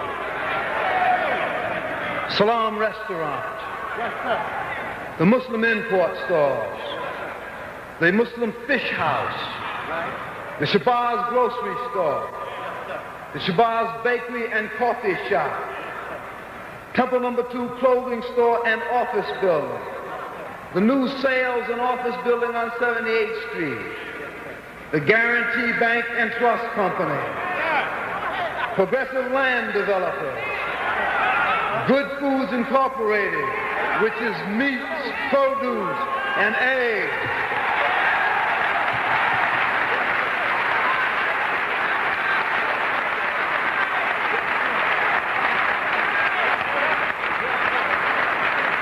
Chicago Lamb Packers, a national trucking system, an aviation department at Gary, Indiana, Muhammad Speaks newspaper plant, which is a cold storage and warehouse, over 200 apartment units, not to speak of the single-family dwellings that he has put his followers in. Farms in Michigan, farms in Georgia, farms in Alabama.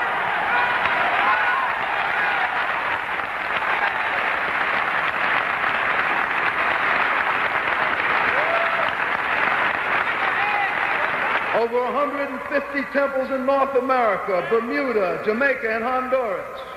Over 46 Muhammad universities of Islam. In the planning stage, a 500-bed hospital, a new Islamic university, the Temple No. 2 renovations, and the new university at the Temple Temple No. 2 on Stony Island Avenue. The Cottage Grove redevelopment plan, which runs from 78th Street to 87th Street on the east side of Chicago, east side of Cottage Grove, in the design stage. The Phoenix, Arizona development proposal, which is also in the design stage. Salam Snack Shop, Your Supermarket, Shabazz Baker, Shabazz Barbershop, Shabazz Restaurant, Capital Cleaners, National Clothing Factory, National Fairs Factory, and again residential homes. This is what our leader and teacher, the Honorable Elijah Muhammad, is leading us to.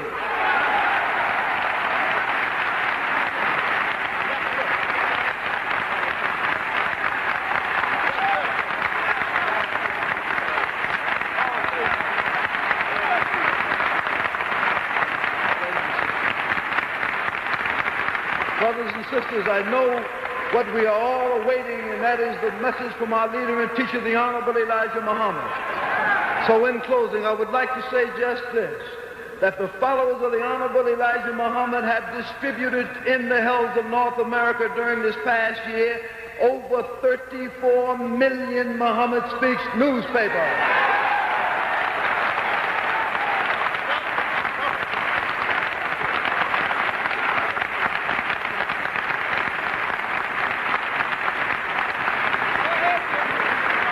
Brothers and sisters, I thank you very much for your time and your attention. And at this time, I would like to turn you back into the hands of our leader and teacher, the last messenger of Allah, the Honorable Elijah Muhammad. Salaam alaikum.